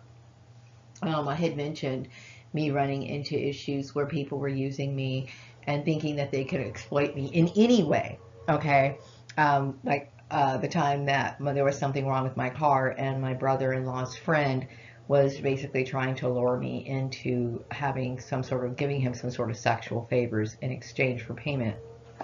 I don't believe in, that's not how I handle things. Now, if some women want to choose to settle debts in that manner, that's your choice, okay? But I don't. I don't want to have to deal with any sort of people making improper sexual advances towards me. So I'm the kind of person who would like to offer compensation to avoid indecent proposals, okay? I had mentioned before that there are collaboration projects that I would like to do with certain celebrities. And, this is one of the reasons why, I had started this particular channel in the month of October so that I could have enough funds to fund my projects. And when I would contact my celebrities my Celebrity Soul Tribe, I could say, hey, you know what, I got this and I'd like to have you work with me, and then be able to draw up a light agreement and have some sort of solidify our agreement. Once the act is performed, make sure that they are compensated immediately so that people do not wait around and lose morale. Morale is everything. So when, companies think about building, uh, uh, whatever, whatever the common idea of business structure is, obviously has failed. And I know that I have seen the sloppy way that a lot of people manage their business, and I would like to keep business relationships warm to avoid problems for both parties, meaning I don't want to sit here and rack up debts to pay people, okay, and have pressure of having to do something that is against my moral standards, and I do not want to disappoint the person who is performing or doing the favor for me. So I believe in always offering compensation to avoid indecent proposals from the get-go. Okay, so I have learned from my experience of dealing with shady people how to conduct business properly. Now, of course, my life views on competition, I'm going to say, is, I guess, kind of based on what I had to deal with this experiment. You know, I know that they would make people compete against me. They caused the competition within my own family unit. Like, you know, I had mentioned my sister, you know, if I had a friend or a playmate that came over, it was suddenly her friend, right? If I know when I left the Murray Family Farms place and there was promotion of people who, you know, I don't know, there was a lot of things that were going on as far as employment manipulation that was meant to somehow discredit me or try to walk all over me. I mean, this was something very sick and very twisted, especially when you're thinking about you being able to survive, have your, you know, a need to have employment is a way of survival, right? So they blocked off your way of, you know, my ability to have employment, whatever. I find found the competition more than just annoying. It was life threatening, and it only provided entertainment purposes for the sick on watchers who were a part of this. Okay, um, this obviously, like I said, this was a Nazi experiment to prove that they were better. Being a white person was better than being a person of color. Okay, but this proved one thing. What it did prove was is that the reason why you are in a better position when it comes to worldly power is because you do these illegal operations and you cheat because you hide and suppress and bully people into your position of power. So I do not compete. The reason why I am the way that I am, well, I would say that it has a lot to do with the fact that I've lived several lives, okay? And it is based on my personal preference, okay? And I don't believe that I have ever like shoved it into people's faces. Like when I literally went to work and I came home. I'm somebody who literally stays in their own lane. I know that they had sent competition in my way in several different forms. Okay, like for example, the girl over at um, Murray Family Farms place. I cannot think of her name right now. But the biracial girl who was over there at Murray Family Farms place. Okay, this was obviously a racist setup. Looking back now, I do understand that this girl was not just half white; she was half German. Okay, so the sickness of this whole experiment is so beyond twisted. Okay, and I know that my family members were involved in this, and I had mentioned before in my videos, my adopted family is biracial, meaning like my siblings have married into the white race. So we have all of this twisted, weird, sick garbage going on in the family dynamic created by Nazis. Okay, I have, you know, two of my sisters were married to what I would think are informants. This kind of crazy sick stuff. I don't, there is no end to the madness of this sick, twisted plot. And it is sick and twisted. Why? Because the foundation of it is created by Joseph Mengele. And the mindset just went all the way down the pyramid line. Now, I don't deal with competition. I deal with self-pleasure. So if I choose a specific style or a specific hobby, it must be something important to me specifically. There has been times in my life where I had taken on hobbies or interest or whatever that like literally nobody cares about. Okay? Why? Because it's about self-pleasure. It's about me focusing on the things that I want to do. Okay? And unfortunately, when you're focused and doing something, when you're dealing with Nazi type behavior, they want to control it. Okay, this is why I'm saying that this sort of mindset is extremely sick. And I was talking about the dominion theology and the dominion. It's about this obsession with domination. Okay, whereas I don't have any some. There's nothing in me that wants to dominate anything. Now, I was thinking about this whole issue relating to my capture going into England And I'm thinking about what caused all of this to begin with. Okay, obviously I was taken because I was a magical person, right?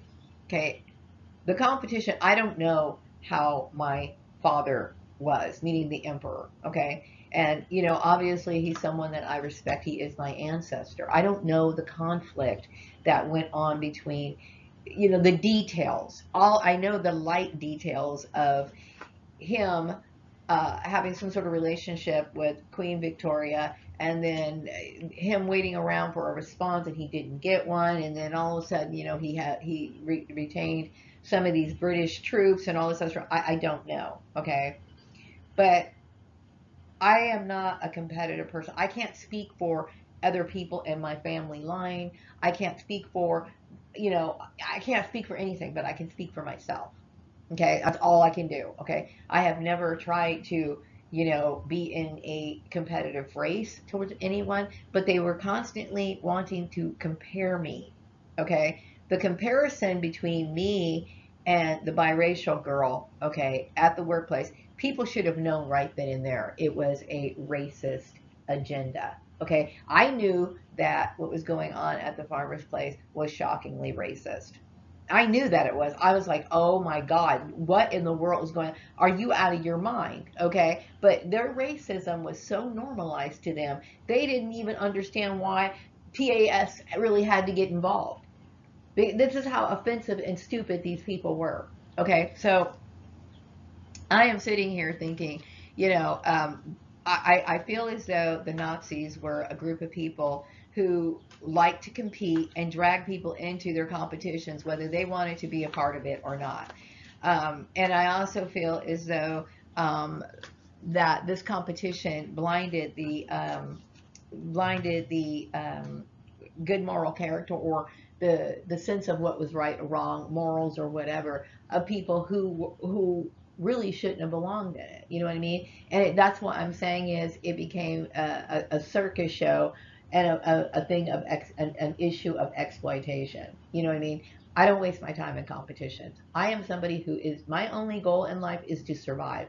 And unfortunately, Nazis have made my survival a matter of competition. This is why it's sick and disgusting. Okay, I've been singled out for a level of harassment that somebody should not have done. They initiated the same sort of tactics on me than they did and used in the same, what do you call it, the same sort of tactics that they used in Nazi Germany. I'm not comfortable with that. So my philosophy is I do not participate in competitions unless, of course, it is for the entertainment of like a prize. So, for example, like in this, I plan on having competitions or games to win prizes. Okay, that's different. That's different. Okay, obviously, when that's people are willingly participating in a competition. Okay, like I said, I didn't ask to be in a competition. I was in an experiment and being bullied on by Nazis. Now I'm trying to keep these color coded based on subject matter on the experiment.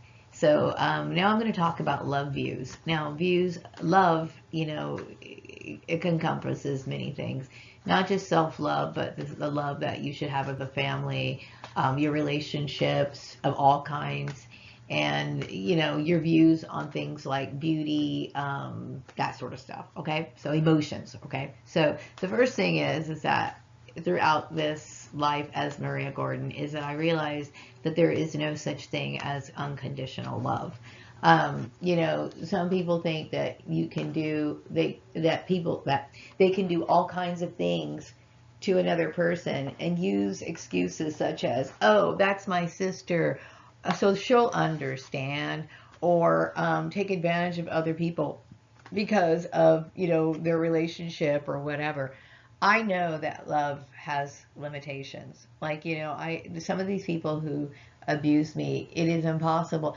First of all, let's define what love is, okay? And I think everybody has their own idea as to how they love, okay? And I will tell you that their definition is a little different than mine. Seems like it's a big difference than mine because a lot of people fail and are below my standards. See, like when the people that I cared about in my life, what I liked about them was the special little things that they did and the things that they say. And I may not have shared interest in their hobbies, but I accepted their hobbies as a part of their personality. It's like accepting and liking an individual for who they are. I'm not going to modify their behavior. You know why? Because I like that person as they are, right? This is what it's about, okay? Liking their company, like being in their company and acknowledging a chemistry with that person, okay? It is not putting on ridiculous expectations on a person. It is having a fondness for a person and that nothing more. And nothing more than that. And see, this is why I hate the monetary system, because it pollutes what is pure. Okay. Now, there are some people who have really pushed their limits with me, meaning that they have flipped around or they were not the nice people that they were presenting themselves to be. Okay. In this case, you have to draw that back. And when you love something, you naturally accommodate it because you want to work with it or you want to be around it. You know what I mean? Like when a long time ago, I used to like having people hang out at my house. Mind you, I wouldn't consider these people like my best friends, but their company was polite. I mean, it was enjoyable. I enjoyed talking, laughing, and all that other stuff. Okay, but if a person has abused you in the manner that these Nazi people who encourage all the other people to abuse me, these people enjoyed my suffering. Do you honestly think that how in the world can I love someone who watched me suffer for years, heard my point of view for years on a video, right? And then, no, it's impossible. Okay, so yes, there is no such thing as unconditional love, and they are my perps are aware of this. Okay, because anytime I noticed that I was trying to improve myself in any way, I know that all I dealt with was being ignored by my family. I know that my family resented me for who I was. They never accepted me for who I was. Okay, so I do believe that love has its conditions. You know what I mean? Some people can overstep their boundaries, and once they overstep their boundaries and violate you as a human being, you have no reason to love them. There is no magnetic draw that makes you want to invite them over to your house, that makes you want to share a meal with them or prepare meals for them or do those little labors of love and acts of kindness for these people. You want to avoid these people at all costs, okay? So I don't believe in unconditional love. Okay, the second topic I wanted to touch on was the beauty competitions. Now, I know that there was a mad drive to squash out my individuality, to destroy, my love of clothes and my love of just being a girl. Okay, and I understand the root of all that. At first, I didn't understand it. I did think that it had something to do, perhaps maybe, with the bullshit that got started over at the farmer's place, but I don't want to go too deeply into that. But I know that they were comparing me, they were constantly putting me in positions where they wanted to compare or cause some sort of competition, because this is the Nazi mindset. They think anything that you do for your own pleasure, okay, has to be a competition. Perhaps it's because they are only motivated by competition. Okay, that could be very well be a Nazi mindset, that the only way that they can be motivated or driven to care about themselves, care about doing any sort of creation, is if they have to do it under the context of a competition. I am not that way. Now, I have always thought, first of all, beauty is in the eye of the beholder. Also, beauty is subjective, especially when it comes to the standards of beauty. Okay, now I will tell you, as a girl who always loved Barbie dolls, okay, I see all kinds of beauty. Okay, I've had white Barbie dolls, I've had Mexican Barbie dolls. Okay, now mind you, they have more selections of Barbie dolls now than they did when I was a kid. Okay, but you can get things like Midge, which was like a redhead. You can get like, I had a dog named Miko. She was supposed to be like a Pacific Islander type doll. I've had several. Okay, so obviously and somebody who is interested in like fashion slash style, okay, I look at a lot of different models, okay, like, that kind of stuff. So to me, I can appreciate all kinds of beauty, okay, but my desire for clothes and stuff like that was never meant to be a competition. And see, what I get irritated with is because it creates I don't appreciate people, swirling that sort of controversy or that sort of focus on me. Okay, when I would go shopping for clothes, I did it because I liked the fabric. I love the color. I've also the color complemented my complexion. And I also felt as though it might have made me feel lively or something along those lines. Okay. I have never done that because I kept thinking, oh, when so and so sees this outfit, they're going to be jealous. I'm going to tell you something about this Nazi mindset. I get the feeling that in their mind, to invoke jealousy in another person it makes them feel like they are the winners, because this is how they feel. They feel as though if you jealousy is something, creating jealousy is puts you in the winner position. Like, I had mentioned in one of my videos about how some women feel that if they have to be the most beautiful woman. They cannot stand other beautiful women because they have to be number one. And I get the feeling that that girl may have been that had that mentality. Okay, I do not get involved in beauty competitions. Why? Because I fully accept the fact that for every beautiful girl, there's one that's 10 times more beautiful. Okay. Now, when you're younger, you're vying for the attention of maybe a guy or something like that, and there's a shitload of other competition. Okay. I am not in the game of of those competitions. Meaning, like, people know I'm not dating right now. You know what I mean? I'm not dating anybody. Okay. If I felt as though I had to buy for the attention of a man, right? I would feel as though that's kind of a waste of time, because chances are I'm always going to have to vie for the attention. Once we would get in a relationship, then I'd have to fight and struggle to maintain that relationship, because I'm always going to have to be the best in his eyes. That is extremely draining to me. So because I understand these sort of things, I don't get involved in it. Okay. And it gets me irritated that people bring these stupid topics into my workplace. Okay. To me, beauty is something you adorn things that you love. Okay. So, like, for example, I was talking about the beautiful house that I pass by um, when I go for walks up to the store or whatever. That home, they bought a home, right? And when they bought that home, because they love their home and they love being in their home, they adorn that home. Whether by them planting that beautiful purple tree in front of it, adding flowers to it. And when you love yourself, you're going to adorn yourself. Okay. So my adornment has nothing to do with the girl over at Murray Family Farms, and it has nothing to do with being in a competition. It is about the love of self. Okay, so I'm looking back on the experiment, of course, because that's why I'm making this video, right? And I just want to repeat myself a little bit about this being like a special edition video for Patreon, is because, I kind of jumped right in and started doing tutorial videos and not really introducing myself. And I think that there's a lot of people who know me because of the exploitation, which I'm going to have to look at it as free advertisement at this point.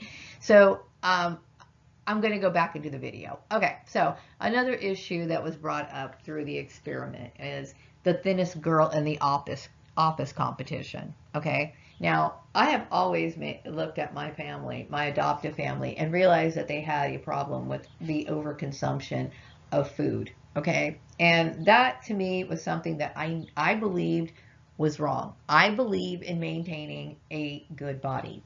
Okay, and this is what I believe. Okay, and I would say that most people believe in maintaining a good body, and I would say that having a good body is a very coveted thing in our society today. Okay, I know, and I've mentioned it before, that we have a problem with obesity in this country. Actually, it's beyond our country. Okay, and it got to the point where people kind of just gave up on taking care of themselves. Okay, and that's their choice. That's their choice. Okay. But I choose to maintain a decent body. And, you know, the thing is that, you know, I'm looking back in my past life, and I don't believe that I had custody of my daughter, Louise. And the problem with it is I wish that I would have known more about nutrition and maintaining a decent body in my past life. And I wish I would have had the opportunity to raise my daughter at that time so that she could have understood what kinds of foods she should not have been eating. Louise had to get both of her legs amputated at some point in her life because I believe that maintaining our bodies could help prevent certain diseases because of what you eat. Okay, I believe that you can prevent certain illnesses based on what you eat. Okay, and this is my choice. Okay, and this is the reason I do believe in having the best body you can possibly have. Now, could I be thinner? Possibly. Could I be leaner? Possibly, if I hit the gym, but I'm satisfied with myself. Okay, I will say that when there were times where I did work out, okay, because my ex-husband showed me how to, like, you know, gain muscle. And I will tell you, when you are in that balance, when you are in that kind of balance where your body muscles are just right, there's a certain energy that circulates around you, okay, and it is very powerful. Maintaining a beautiful body is completely a respectable thing. Okay. Now, I understand the issue of obesity. Obesity comes, in my personal opinion, from people who have absorbed so much negativity and having to deal with the crab barrel mentality of those around them. Because I know there's a lot of people who struggle to say and set up those boundaries. Okay, but I'm going to go back into the thinnest girl in the office competition. I'm looking back on this, right? Because it's the experiment that I'm summarizing, okay? And this is a one-time video because I'm not going to go into experiments and all that stuff on Patreon. This is the only time I'm going to do it. You want to hear about like weird stuff like that, you can check out my YouTube channel, okay? But I'm looking about all the other people that I've worked with throughout the course of my time. Just so happens that I'm with these particular workmates, okay? Now, I maintain my body because it's for self-satisfaction. It has nothing to do with me wanting to stroll into the office and having to be the thinnest girl in the office. Although I do know, and I have heard from a particular white girl that I worked with one time before, when I was getting ready to leave that company, she said, oh, good, now that you're leaving, I'll be the thinnest girl in the office. Now, this competition, like I said, sounds very Nazi-ish to me. And I do believe that most people would say that having a nice body is something that is a respectable thing. It is a respectable thing, and it is a much desired thing. I would go so far to say that it is a coveted thing, but very few people want to work towards it. The reason why they don't want to work towards it is oftentimes they feel as though they're discouraged because there's too much of that crap barrel mentality. I don't believe that the majority of people want to be overweight. I don't believe that. Especially when you deal with all the number of people who are willing to beat me up because they were angry that I had a decent body. You know, I have a decent body. So it bothers me when they come up with this. Once again, you're dealing with I'm in my work environment, and they're setting you up in jobs to play the competition thing. Okay, I'm more than aware that there's some women who are thinner than me.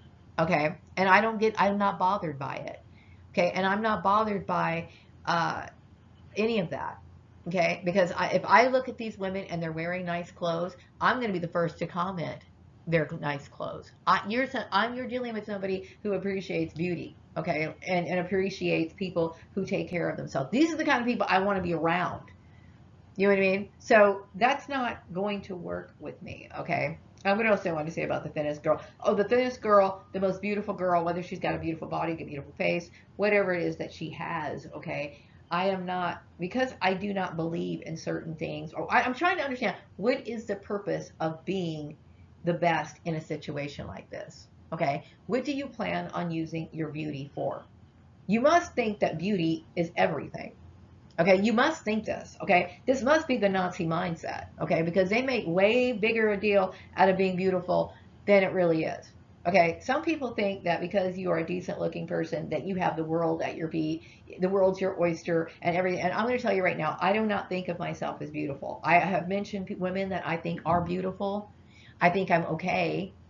I'm all right, but I don't think I'm beautiful. Okay, but some people think that because you are a beautiful person that you're going to have this, and your life is going to be great. There are so many beautiful women that get used just because they're beautiful. Some men want to be with beautiful women just because it makes them look good. So they kind of like emotionally abuse this woman who's on their arms only for show.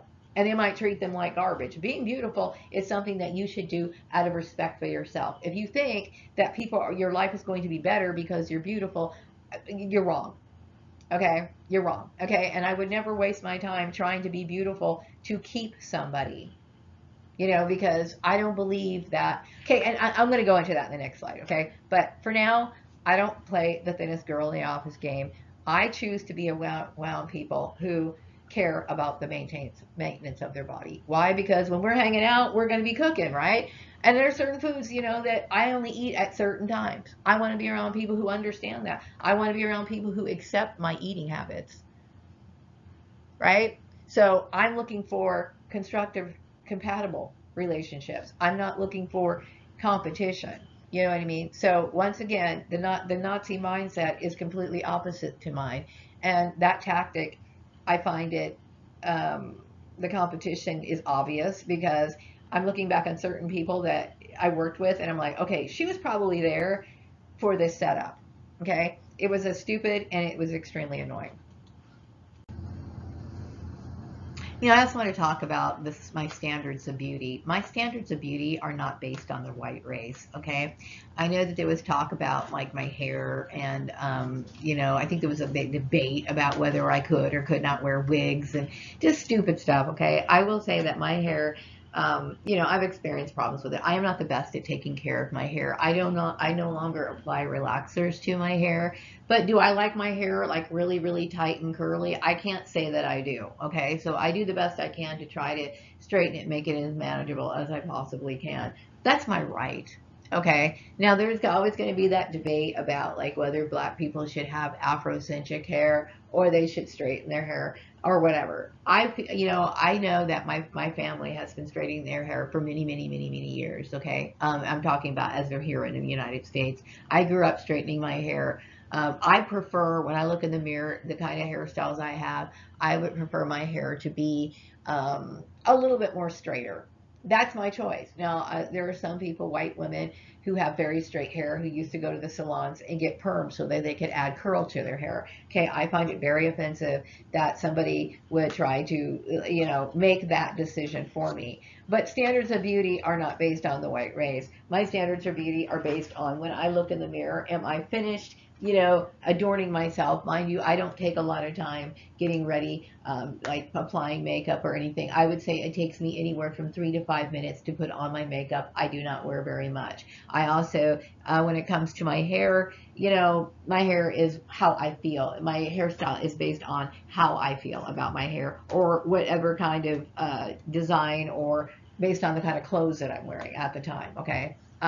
So no, I do know that when I was dealing with this, I know that I had a stalker who was kind of trying to compare me to other people and whatever. I accept myself as a black woman. When it comes to my hair, I'll wear it however I feel like it. There are times where I think curly styles look better or it's more appropriate. Depends on what you're wearing. Okay, it really does depend on what you're wearing. There are certain styles that where it seems like a curly hairstyle is more appropriate. If I'm going out somewhere special and I think I need to add more hair, I would definitely do that. There are certain half wigs that I would probably wear to accommodate that. Like if I was going to a dressed up type gala or something like that, I would put on my nicest outfit. I do not believe that my hair is long enough to pull off certain styles that would accommodate that dress. In this case, I would throw on some additional hair. Hair can be used as an accessory, and that's exactly what I would use it for in that case. I resent people trying to tell me what I'm supposed to look like and base my standards on my hair. That whole thing was nothing but bullying. Okay, and that's another part of my emotional trauma that somebody would actually do such a thing. Absolutely scary. But anyway, whether I wear my hair in braids, and I think that's another style I like. I like braids, but it's very time consuming to have them put in. It's even more time consuming to have it taken out and detangle all the hair after the braids are removed. So I base my hairstyles off of what is convenient for me. Okay. Um, it's unfortunate that Nazis, I can now understand why I was dealing with all the ridiculous harassment, all the ridiculous um, lack of understanding as to, like, don't you understand that what you're doing is extremely intrusive, and then putting it and exploiting the issue, it's none of your business. Okay, basically. And I found it very offensive.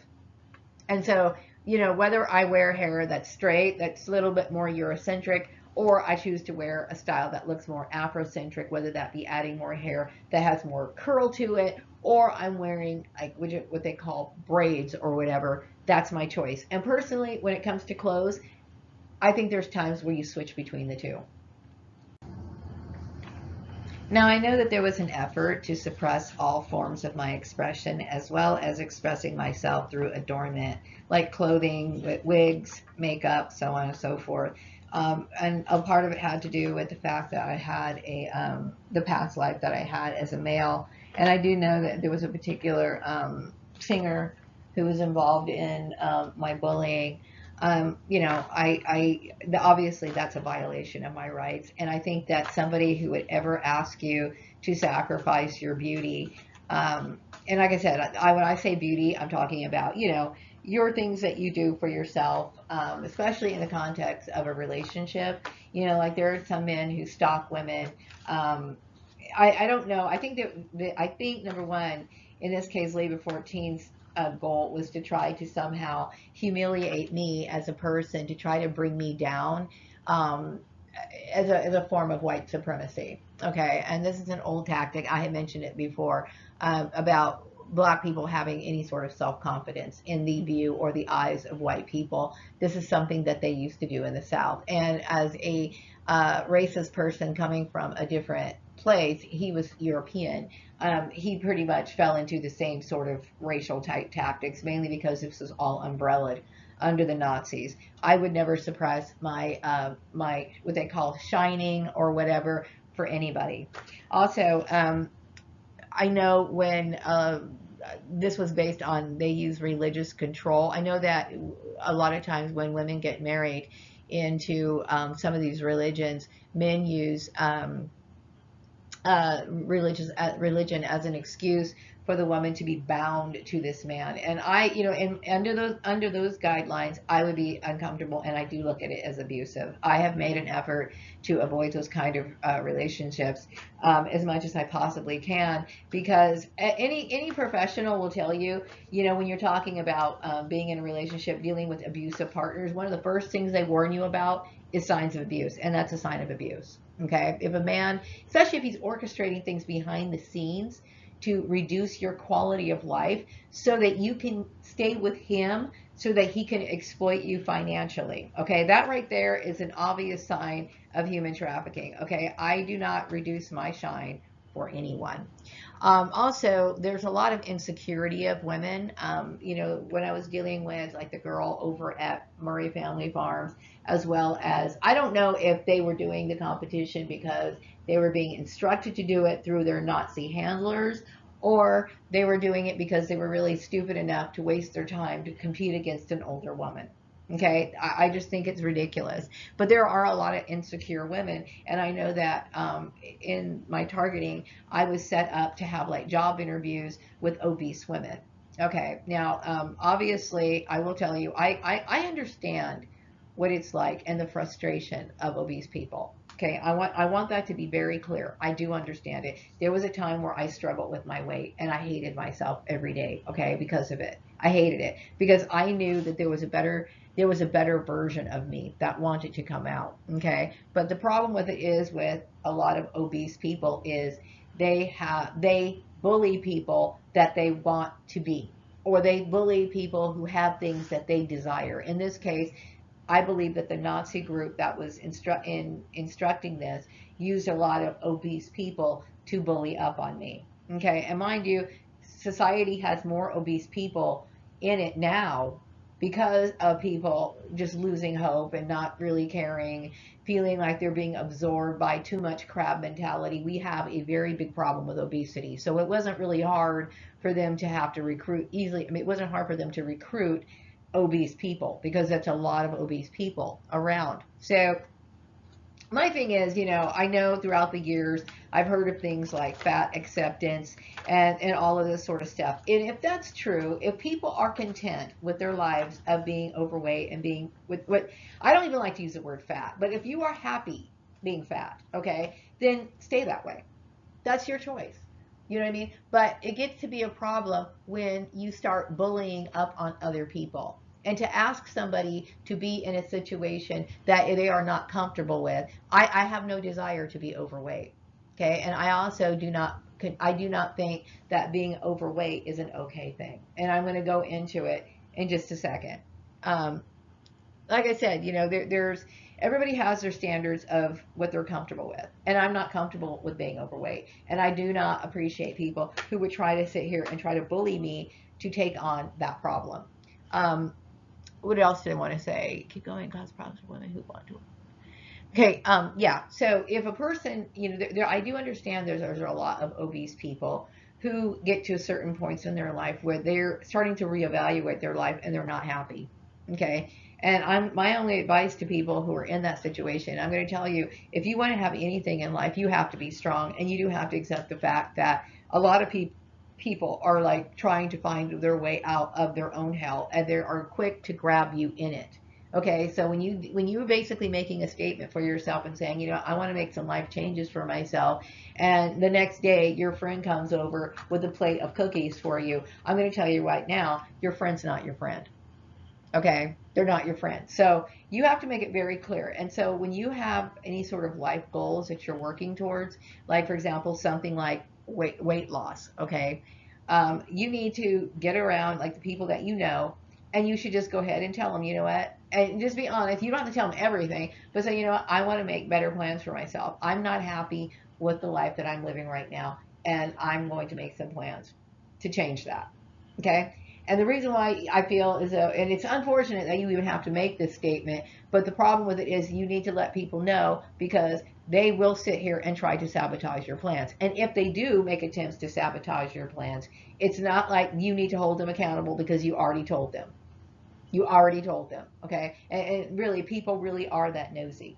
Okay. And they really don't have any right to drag you back down in that crab barrel. They really don't. Okay. Sometimes you have to literally walk away from people who are keeping you in a low vibrational state. Now, I was talking about the discontented. The discontented is a group of people that I identify and consider people who are not going to help you on your life journey. Okay? The discontented could be members of your own family. The discontented, a lot of times, are members of your own race. The discontented could be a spouse. The discontented is also, I would put in that category, obese people. Now, like I said, I sympathize with obese people because let's face it, we all know that the day-to-day grind is nothing more, much more than drudgery. Okay, we know that there's a lot of disappointments in life, and we as humans are natural pleasure seekers. So sometimes after you've dealt with the boss that you fucking hate, after somebody asked you to borrow $10, knowing good and well that you had to sit here and put up with all kinds of bullshit just to get that $10, and now someone is asking you to borrow it or whatever. Okay, just the day-to-day shit that wears you down. And sometimes we get, caught up in indulging in things, overindulging in things that we really shouldn't. That includes alcohol, it includes drugs, and sadly, it includes food. Okay, so I do understand that. Why I put obese people into the category of the discontented is because oftentimes obese people, and as well as other people who fight forms of addiction, have codependency in different forms. And because they're codependent in their state of condition, they want to drag other people down because misery loves company. So I remember, like back in the days, I struggled with my weight when I was a teenager. And I remember there were times where, you know how you team up with a friend to lose weight so you guys can like keep track of each other? That never worked for me. Okay. And I do know that were those days where, you know, I would fuck up. I would make my friend would feel a lot better, and she would admit it. She would say, "Oh, I'm kind of glad that you messed up because now I don't have to worry about it." Okay, the thing is, you cannot sit here and make self improvement goals for yourself with other people. It's a solitary journey. Okay, um, so when it comes to, you know, the discontented, and I was talking about the obese people, the only way that obese people cannot harm you on your journey for your self improvement is if these people have come to a state of understanding that we are responsible for themselves. They are responsible for themselves, okay? If they accept themselves, if they truly are a part of the fat acceptance movement, meaning that they, you know, they can be fat and they can still hang out with people who are thin. If they really are feel that way, then that's great. Then let there be absolutely no, what do you call it, form of violence, whether that be physical violence or something that's going to cause any sort of problems relating to you being able to function in society. That means the starting of the rumor mills. That means the bullying, the obstruction, even sitting here trying to put you down in a very indirect way about the foods that you eat. Can they be peaceful in your company? If they can't be, then you need to walk on. Okay, because I understand the conditions that people can fall into living in a situation where there's a lot of fucking misery. And like I said before, we all know that everything that goes on in this earth, there's a lot of misery. Okay, so when it comes to me being able to deal with people who are obese, you know, I understand their condition, but I also understand the kind of damage that they can cause. And I'm being realistic, okay? Because I know what it's like to be obese because I struggle with my weight as well. And I understand how we can fall into those habits. Also, what else did I want to say? Okay. Also, I believe that, you know, as a person who believes that we should feel confident in our own bodies, okay? You know, I don't have any other offspring other than my son, okay? But let's just say, for example, I have a daughter, okay? What a good body is not going to get you everything in the world, okay? But it is going to allow you to what? Love yourself more. Okay, that's pretty much the only thing it's going to do. Okay, and it is going to help you in a lot of other ways. Well, like for example, there's a lot of people my age who are not able to walk up to the grocery store. Now I walk up to and I can walk a further distances. I'm thinking, okay, I might be hitting that other store next week by foot. Okay, because that's the kind of person I am. I take care of my body. I'm 53 years old and I still have the ability to get around. Okay, um, but if I had a daughter, see what a person wants in life is the highest goals that you can have in life is to number one, be yourself. Number two, express yourself. Number three, if you do have a desire to have a relationship, to be able to go out and get a partnership if you wanted one. Okay. Be open to all opportunities. That is something that people who feel good about themselves can have. And the only way that you can feel good about yourself is to be the kind of version and the kind of beauty that only you can define, that you can project. Okay. So in this case, you know, I would want the best for my child. And I feel as though it is my responsibility as a parent to set that example. So I understand what it's like for a lot of people who give their kids food and put them in front of the TV set and let them watch TV and let them get fat. I can't promote that. I can't even say that that's a good thing. Okay, but I do understand how we fall into those habits.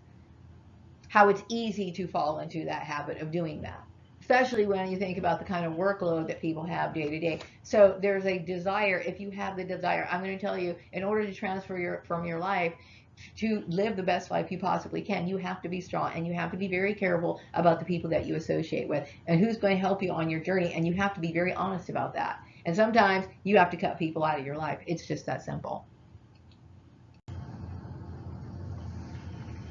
And when it comes to all of that, I think it's important to say that I don't believe in monogamy, meaning, you know, I understand that sexual attraction is something that does not stop even if you make a marriage vow. So, like, for example, you know, people are always going to be attracted to other people, even if they are married. Okay. So, um, and I understand that. I have a very realistic view on relationships in general. So when I think about people being in competition for, like for example, for things like beauty, is it because they think that beauty is going to get you like a better marriage, or is it going to get you the ideal love partner, or whatever? It doesn't. Okay. And I'm old enough to understand that marriage is an institution. Okay. And so therefore, when people try to make me jealous about being in relationships or whatever, that didn't work either, because have no intentions of ever being in an institution of marriage. Okay. I know, you know, people sometimes think because they get to a certain age and it's their tradition to get married or whatever, they think that they can impose that same view or that same standard onto somebody else because they see that this person's older up in the age bracket and they're like, what? She should be married. Or they think, oh, she's so nice looking. She takes care of herself. It would be so nice for her to have a partner. Some people look at it in a nicer even kind of way. Some people try to do it in a helpful way, you know, or whatever. But I do not like the idea of marriage for somebody who's dealt with nothing but abuse, okay, and exploitation of all kinds. And when we're talking about Lieber 14, right, which he's the last time, this is the last time I'm ever going to mention him on my Patreon channel, okay, this is all the kind of stuff that I'm running from. I want nothing to do with that. Marriage and me, Maria, marriage, we don't even belong in the same sentence. Okay. So I am not in the fight that a lot of women are into. I did want to come out and say that I've noticed throughout the years that because of, you know, I'm basically saying and contrasting the experiment and of course, you know, the things that were everybody's told and the goals that were everybody was encouraged to go for, that throughout the years I have seen other women competing, trying to get the guy and all this other stuff, and they end up in this relationship that they fucking can't stand. Okay, I see a lot of people like literally like pushing their female friends over to get to the guy that's offering them nothing. I've seen women who were absolutely beautiful, drop dead gorgeous, hook up and get into the institution of marriage, end up becoming one of the discontented, and then they want to strike out on everybody because they're so frustrated in their anger and their misery that they want to strike out on people who have to deal with their problem. Okay, a lot of times the system encourages people to dig their own grave by the deception of thinking that, oh, this person, you know, like maybe if I marry this person then I can have more status and everything. And sure, in the public eye you might be looking great, right? Oh, you're with so and so, right? But so and so might treat you bad. He might be abusing you. He might be exploiting you. You might be doing all the work and he's taking all the credit. You know what I mean? Be careful about the kind of institutions that you think about getting involved in, okay? Because I understand there's a lot of keeping up with the Joneses in a lot of relationships where they feel like they have to shine and smile for the camera when they're on the outside, but what's going on in the inside is a lot of catfighting. Sometimes people get in relationships where they're literally dealing with abuse. Man's hitting on the woman's smart enough, she's going to defend herself, she's pounding on him back.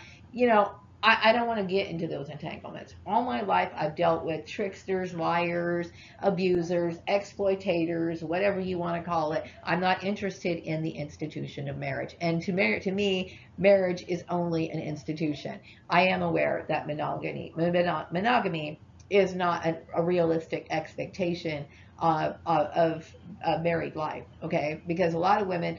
I remember there was this girl, her husband was cheating on her at work and she was like so upset and distraught. She was like, I caught her from the corner of my eye looking up an article on the internet about why men cheat, because I can tell she was heartbroken. Okay, and she probably grew up thinking, if you love somebody, shouldn't your love for them be enough to keep things going, right? Because obviously she was doing everything she could to be the ideal woman, but that's not the case. Okay, he still has an attraction for other women, and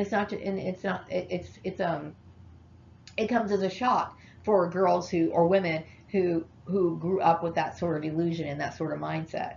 They're like, I don't get it. I'm giving him everything. I'm giving him my time. And what's even worse is a lot of these women sacrifice their beauty.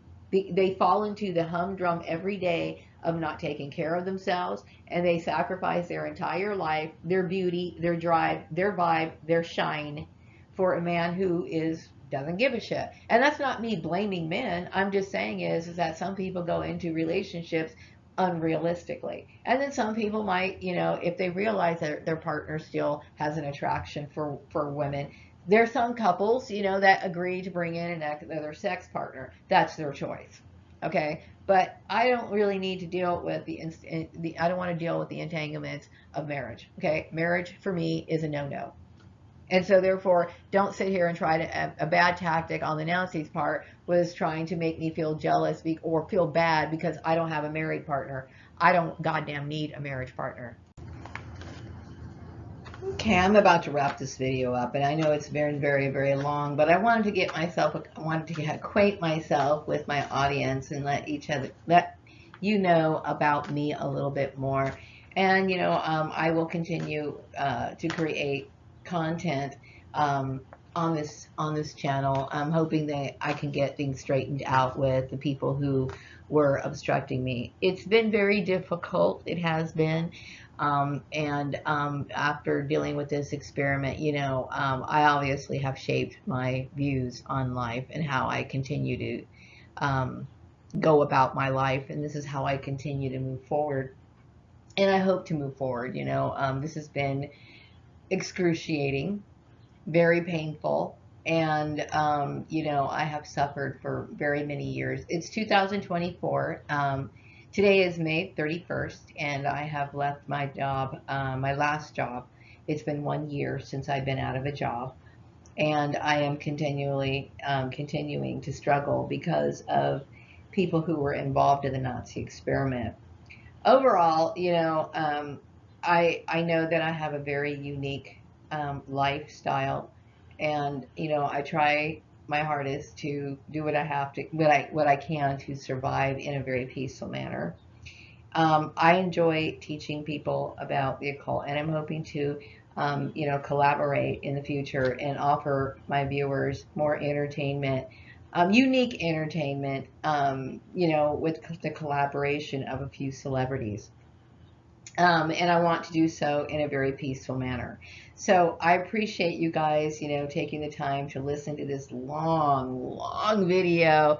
If you know, and I'm going to be doing an introduction to the video before I merge all the video slices together, so that I can warn people you may want to watch this video in sections because I know it was really long. I want to thank you guys all for supporting me. And, you know, I want to move forward in excitement, and I want to be able to offer contests and, you know, interview some of these celebrities.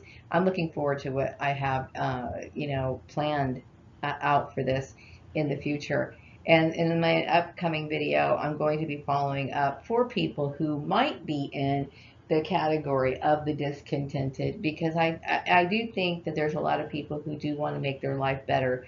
And, you know, I want to be able to make videos and hopefully help people who are trying to focus on bettering their life. Maybe they're trying to resolve issues or try to make space for themselves, because you know, it's really difficult to try to make any sort of self-improvement when you're dealing with your social circle. That is a very difficult thing, but hopefully my videos will give you the strength to get through it. So I'm going to wrap up this video. I thank you all, and I'm looking forward to the month of June. Because I have a lot of content that's planned for you guys. Have a good one. Bye-bye.